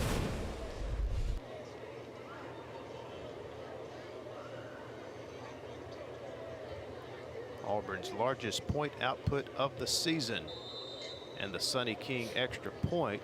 McGow hooked it, but he did get it through that left upright. Kind of snuck that one in. 58-0 lead for the Tigers. And we mentioned Auburn's played a pretty tough schedule already. We mentioned they opened with Hoover in a game you did here at the HSA kickoff. Then Enterprise was a tough game. They knocked off Dothan in week 3, Jeff Davis last week, and then they go back home for 2 tough ones. Ramsey, one of the top 10 teams in 5A, then of course the big showdown with Opelika, then Central, Prattville, Smith Station. So there's no easy game left on this schedule. I tell you what, they've got they got 4, and I'm not just counting Smith Station, but they got 4 weeks in a row now. By the time they get to Prattville, they're going to be, what's the old Southern saying, saucered and blowed? and I mean, they're definitely going to get their oil checked. There's no doubt about that. Opelika Central back-to-back will be tough. Ramsey is a good 5A team, and I'd like to know where that Prattville game is going to be played. That's a pretty tough schedule. And then come playoff time, of course, nothing easy about that. So it's like it is for every team in Alabama. The further you go, the tougher it gets. And a touchback here for the Tigers, and Lee Montgomery's offense will take the field with 55 seconds to play here in this third quarter.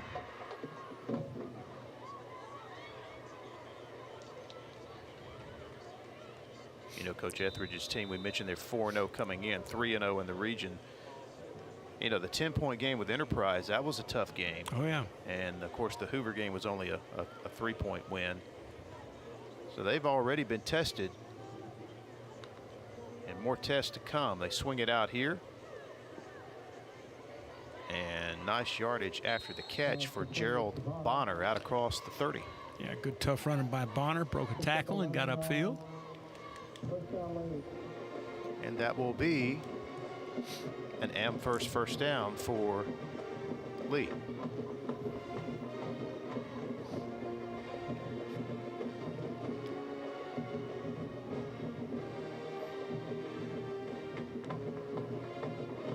And McGrew with the handoff. And not much running room this time for Bonner. And that could be the final play of the third quarter.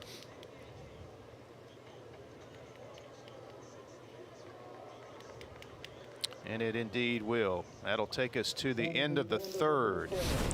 It is all Auburn tonight at Crampton Bowl. The Tigers with a 58-0 lead. Fourth quarter coming up on the AHSAA Game of the Week, presented by Amherst. The perfect checking account doesn't exist. Not at a bank, that is. So why do you keep looking there? At Amherst, you can get no minimum balance or monthly fees, an instant issue debit card, and free checks with unlimited check writing. But who doesn't want more? Like a rewards program you'll actually use, and convenient digital tools that make it easy to manage your account from anywhere. Now you could try and find that at a bank, or you could save yourself the trouble by checking with us. Uncle Marcus, will you tell us a story about King Boys again? Sure. Well, it all started back in 2008. 2008? We didn't have all the fancy toy equipment we do now, but we did have a service and a desire to help our customers. You see, kids, you must train your mind and your body to be able to help the people you call customer. When they call on us, it's showtime. Understand me. King Boys' mission is to help when people are in need. So what's our motto, children? King Boys forever! It's the end of summer payment vacation, happening now at Tony Sarah Ford in Sylacauga. Summer may be coming to an end, but your payments can still take a vacation. Make no payments until the end of the year and get 1.9% APR financing during the end of summer payment vacation sales event, happening now online at TonySarahFord.com and at Tony Sarah Ford in Sylacauga on Highway 280 in Sylacauga. With the other preferred lender, credit approval may require money down. 1.9% for 60 months at $17.48 per 1,000 finance, regardless of down payment. Visit dealer for details. Back with you from Crampton Bowl. Hey, next week, Thursday Night Lights steps out of region play for a top 10 matchup between Anniston, ranked in the top 10 in Class 4A, Piedmont, ranked number 1 in Class 3A. These two teams, both from Calhoun County, should be quite an interesting matchup at the Field of Champions in Piedmont. We'll have it for you live right here on WOTM and the AHSAA Thursday Night Network. 7 o'clock kickoff. Really looking forward to that matchup. Two really good teams, and it'll be a great atmosphere, too. Really will. We start the fourth quarter with a flag. That ball. Encroachment on the defense. Still second down.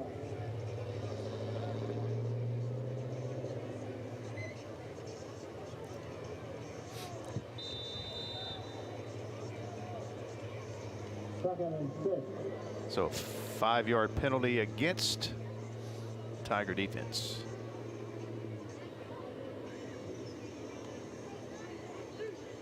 McGrew steps up. Receiver open, connects with him at the 48 for the Amherst first down. On the reception that time, Johnny Darby. It's a really nice field awareness by McGrew this time. Comes off his fake, has to step up, but knows he's got that crossing route.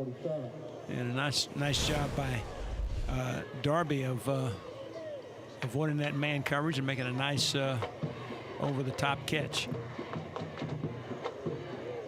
And on the little swing pass, once again to Gerald Bonner. He advances the football forward for a gain of 5.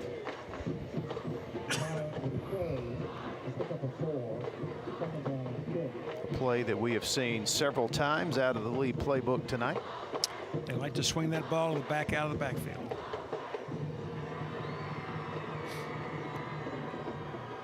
Looks like Bonner's a little gimpy over on that sideline.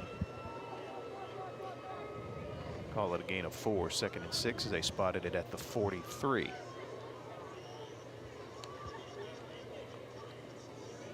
And they get it to Darby. Nice execution as the Auburn defense went for the fake. And so Lee on the move here, and you know, Coach, they'd love to get that goose egg off the scoreboard. Oh, absolutely. You know, ran the little counter action up front, pulled both the guard and the tackle from right to left, and then hit the little RPO to the outside, and good running after the catch as well.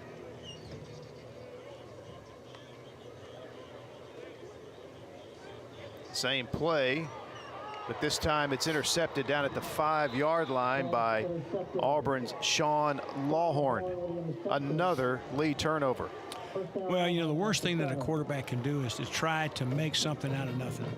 And, you know, to try to improvise or just try to do too much. You know, you got to kind of let the game come to you a little bit. This is the same play that they ran earlier, but he tried to double clutch it, and you can see that his receiver, Sanders, is deep over the top for a touchdown, but tried to hurry the throw, underthrew it, and the result was the play was intercepted.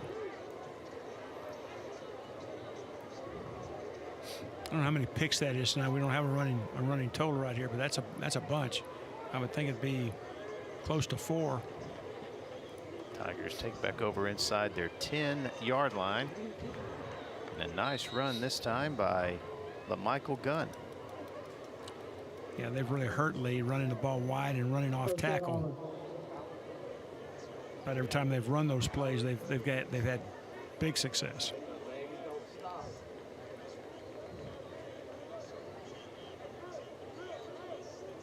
You like Auburn's uniforms? I've never liked blue and black together very much, but they make it look pretty good. Hard to argue with 58-0, no matter what you're wearing. Well, that's an excellent point. But are you saying that if it was Lee 58, Auburn nothing, you wouldn't like them near as much? Well, you know, hey, who knows? It's hard for me to get used to Lee in their black jerseys. Of course, I remember the good old days of George Pugh, Ralph Stokes, Lee Gross, Cedric McIntyre. That was red and white. That was it. 2nd down and 9. You can tell the Tigers milking as much of the clock as they can between each play.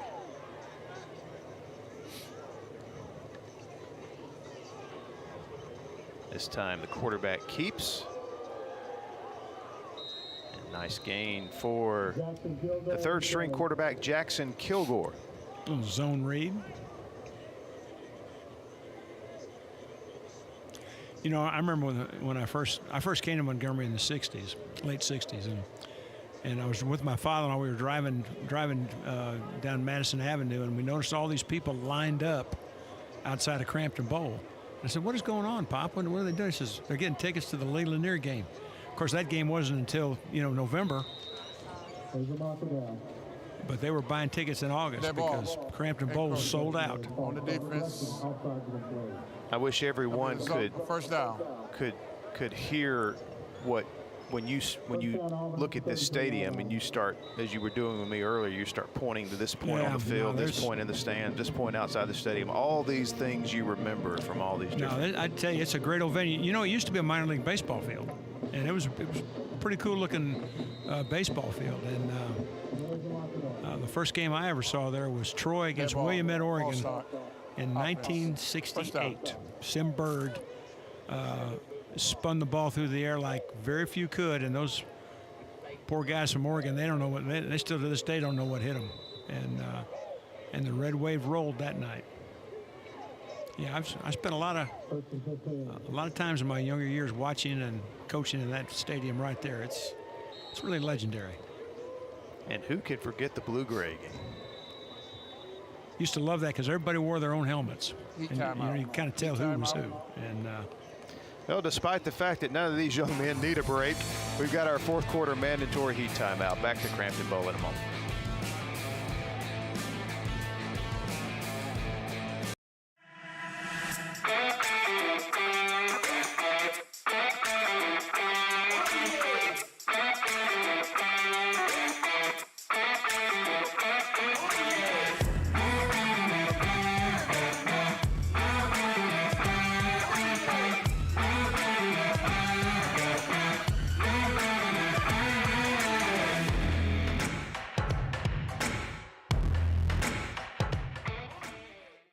Are you ready for some football? Then WOTM is the place for you. On Thursday nights at 7 p.m., veteran broadcaster Mickey Shadrick and former high school state champion and collegiate national champion Coach Rick Rhodes bring you live coverage of the AHSAA TV Network Game of the Week, presented by AmFirst. Friday nights at 7 p.m., it's the TV24 Game of the Week, presented by Sunny King Ford. And the action continues Saturday mornings at 9 a.m. with an encore presentation. Drummond's Company, Friday Night Rivals Game of the Week, right here on WOTM. And we're back at Crampton Bowl, and I tried to get Coach to take this promo for us because of all of his Troy connections. But well, I'll say welcome to the Troy cable viewers on HD channel 259. There you go. It's good to have you with us tonight. Of course, Troy not too far down the road from us here at Crampton Bowl. Not long at all, not far at all. High snap, handled well. Handoff up the middle. You know, I was thinking of all the games that I saw at Crampton Bowl. I'll tell you one that I think would stand out. Of course, Robert E. Lee won the state championship in 1970 at a great football team. And they played Jefferson Davis, which was a new high school in Montgomery at that time. They were called the Volunteers because they came from the other schools there. And it was the first time that Lee and Jeff Davis played each other. Probably about 18,000 people at that game. And the Jeff Davis coach was Billy Livings, who great football coach. He had a stopwatch. And he kept it on the sideline, and they didn't snap the ball until there was only about 4 seconds left on every snap of that game, and the game ended up 12-0. Wow. And Lee was probably 4 or 5 touchdowns better on paper, but he managed that clock, and J.D. had a chance to win the game. And, of course, that was the beginning of a very, very intense rivalry between those two schools.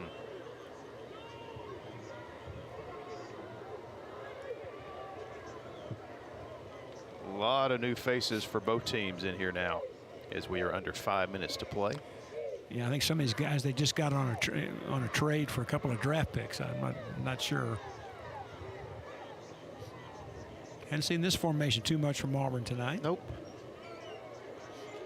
Tigers actually have to line up and punt for the first time. It'll roll inside the 25, down at about the 24. Actually, they did punt on their first possession. They did.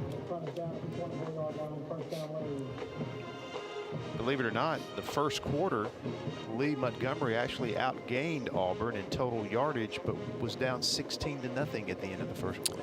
Yeah, they had a great drive to start the game, and really some nice plays and really some tough luck. Got them in the hole, and then just too much Auburn.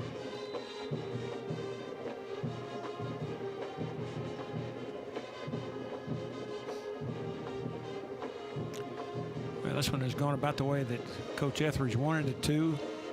After a little bit of a rough start, they really hit their stride. Looks like they're going to come out of it injury-free. McGrew still in there and still throwing it. Connects with Sanders out at the 36, out to the 40-yard line. Nice throw by that young man. Not an easy throw to throw that ball all the way across the field. Had some zip on it. Impressive. McGrew will be sore tomorrow. Sanders has had a good night catching the ball. He's made some plays. Drew has taken his share of hits, and couple of times has limped off the field, but has hung in there tonight. Here he scrambles out of the pocket and comes forward for a short gain before he steps out of bounds at about the 44. And that's one of the things that the coach Everett will point out, that instead of forcing the ball up late, pull it down, run, get some positive yardage. He's able to pick up a first down.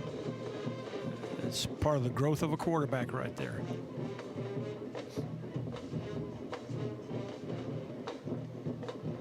Low snap, McGrew handles it, steps up in the pocket, feels the pressure, lobs it downfield, and it's caught in stride at the 20. Sanders on the reception. Tackled there by Auburn Demir Garrett, but a nice play that gets them in the AFS red zone. Yeah, big rush that time by Caleb Pitts coming from the bottom of your screen.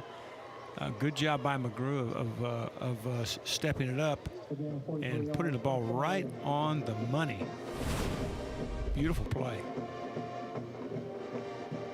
So again, Lee would love to get that 0 off the scoreboard, and they've got an opportunity here. They've got all 3 of their timeouts. First down at the 11-yard line.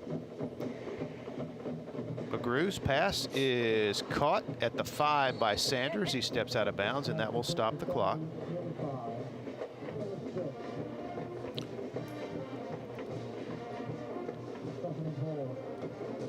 Of course, Auburn with backups at every position on the field defensively. Second down and 4.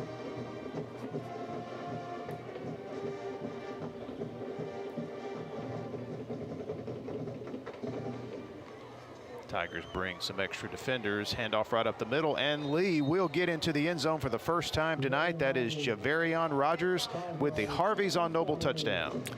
Well, right up the chute, good blocking right between the guards, and good straight ahead running by that young man right there. And Lee does get on the board. Watch the blocking inside, wrap around with the right guard, and really nobody for him to block.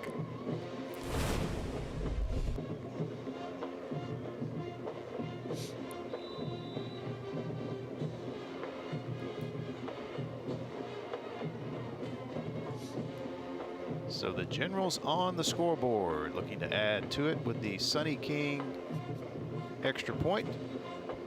And Miller bangs it through, makes it 58-7. You know, we mentioned, Coach, this is our second trip to Crampton Bowl in the first 4 weeks of the season.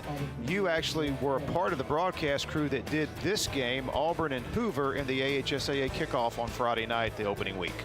Yeah, Auburn jumped out to a really big lead, and Hoover came back with the block kick, and then a nice run right here by Williams to really look like the game was going to go the other way, but a clutch field goal is going to give Auburn the victory, and a big win to start the year.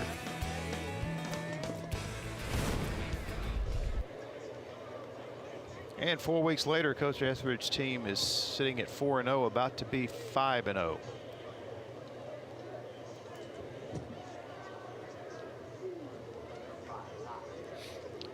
And looks every bit like the #1 team in the state tonight.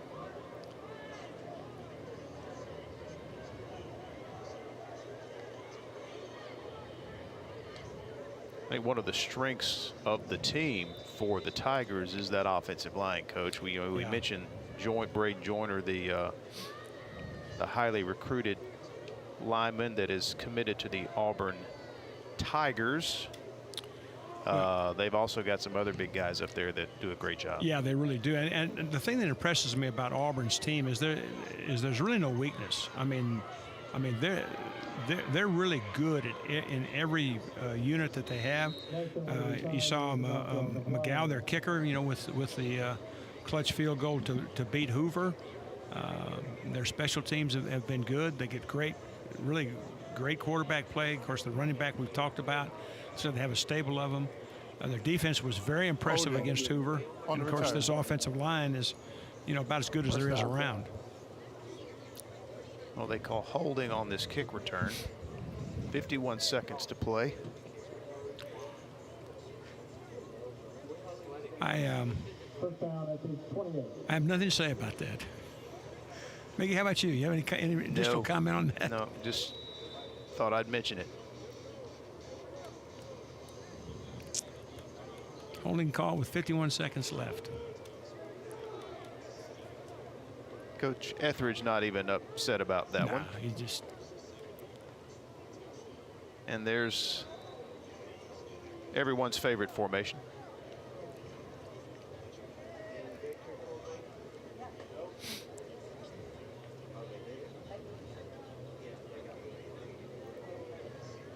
Auburn Tigers are going to improve to 5-0, 4-0 in 7A Region 2 play with back-to-back home games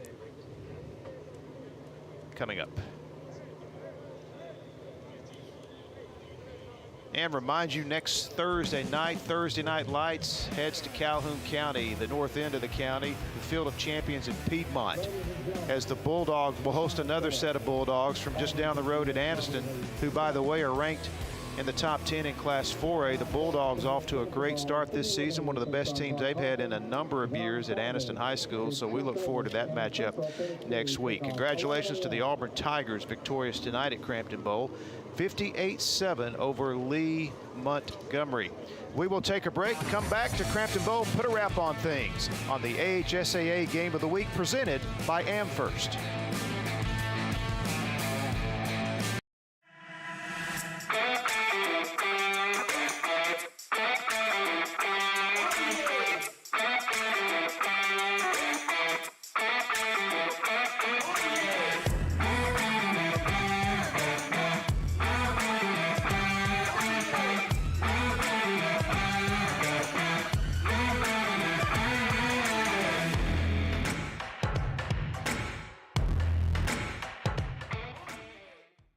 Mr. President, Bessemer Superhighway is backed up. What are we gonna do? Are you serious?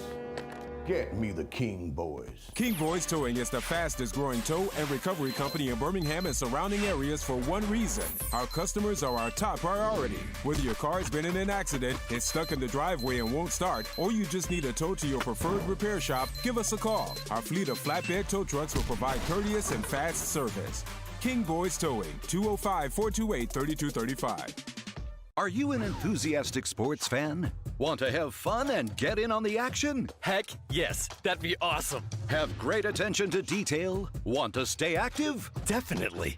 Want to give back to the student athletes in your community? Obviously, yes. Then you'd make an excellent high school sports official. We need more officials in Alabama, because with no high school officials, there are no high school sports. Sign up today at highschoolofficials.com. A funeral service represents a family's final farewell to their loved ones. Knowing this, we go beyond what is expected to ensure the ceremony is beautiful and memorable, a truly fitting tribute to that special life. We invite you to visit us to meet our staff and tour our renovated facility complete with a new dining area and catering services. We've been serving the people of this area for over 40 years, and we think that you'll be pleased to find that making lasting impressions remains our first priority. Curtis & Son Funeral Home, Sylacauga, Childersburg.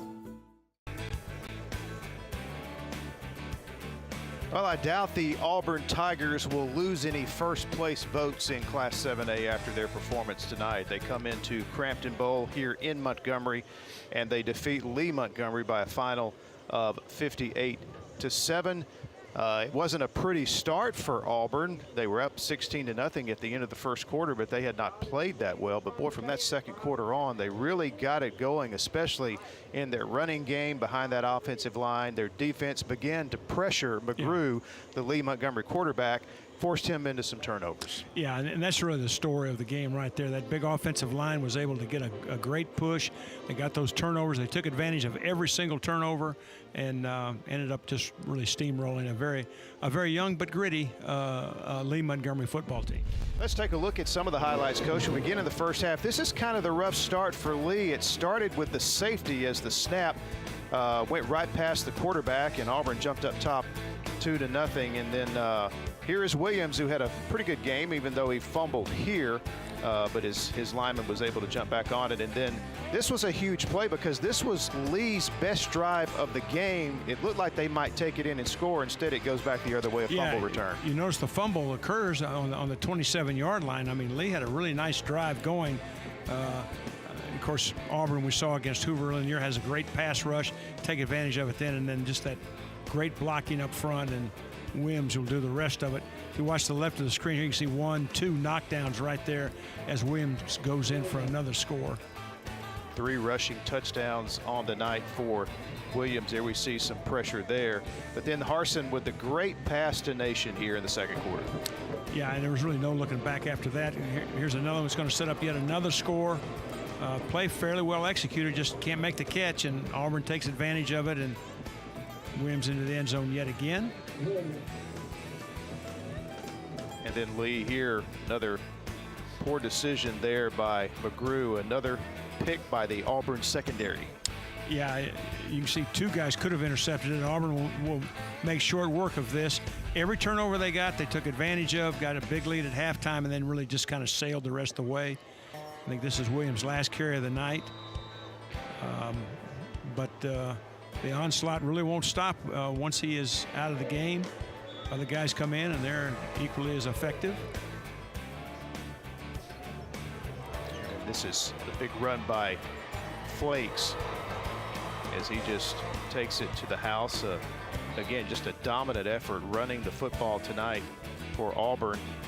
And then another one of those interceptions, one of several by that Auburn secondary. And then finally, Lee Montgomery breaks through with a touchdown late in the quarter. They will get on the board late for a little bit of a moral, not victory, but a little bit better feeling. And end result is a big win for Auburn, and I'm sure they'll keep their #1 ranking. Absolutely impressive tonight.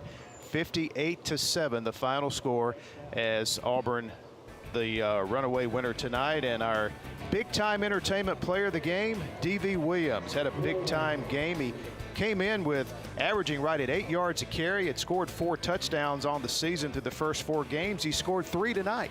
Yeah, I don't think he hurt that average per carry tonight either. He had a big night, and very deserving player. So congratulations to D.V. Williams, our big-time entertainment player of the game. And of course, kudos to that big offensive line that seems to get the job done week in and week out, paving the way for Williams and the other Auburn rushers. There you see the Auburn Tigers still on the field at Crampton Bowl after being addressed by their head coach, Keith Etheridge, as they will take the short drive back to Auburn from Montgomery tonight, and then get ready for 2 big home games. They step out of region play next Friday night against Ramsey, one of the top teams in Class 5A. And then the key for them, Coach, I think next week will be not looking ahead to who's coming to Auburn the next week, which is Opelika. Absolutely, and of course the other thing that they've got to keep an eye on is that injury bug. It's always a factor every season, and they want to keep their team well. Of course, this is like a pretty deep football team. I mean, they've got good players up and down their roster, but the injury factor will be part of it. But they're getting into the meat of their schedule. There's no doubt about it. I think you said something earlier that really stands out and bears repeating, that this is a very complete Auburn team. You really would be hard pressed to find a weakness, wouldn't you, in this team? I really don't see one. I mean, they really are very sound at every position. Their schemes on both sides of the ball are really good, there's not a unit that you look at and say, well, they need more speed there, they need more size, or they're kind of inexperienced. You don't say that about anything. It's just a veteran football team that I think is pretty hungry. I don't think they've forgotten 2 years ago. When they had one just slip out of their hands, and those guys were sophomores then, they're seniors now. They'd like to go back and have another chance to bring that blue map home to Auburn. And they're in good shape at the all-important quarterback position. Pittman, the senior starter, but then Harsin, the junior, comes in. They really don't drop off at all. So you got to feel good if you're Coach Etheridge to be solid at that position. And they got 2 good ones there. Yeah, they really do. And if you go to the other side of the ball, I mean, Hoover is a very, very talented offensive unit. Had some really good players coming back, and they gave them lots of problems schematically in their first game. So they've got good players, good schemes. Obviously, their head coach is proven he's won really everywhere he's been. So they're going to be in it the whole way for sure. But there's lots of good teams in Alabama. Well, the Tigers roll tonight at Crampton Bowl, 58-7 over Lee Montgomery as they head back home for a big matchup next week against Ramsey. Then the big showdown in 7A Region 2 with Opelika the following week. So thanks for tuning in tonight to the AHSAA Game of the Week presented by AmFirst. We'll see you again next Thursday from Piedmont. Battle of the Bulldogs, Anniston and Piedmont. See you next Thursday.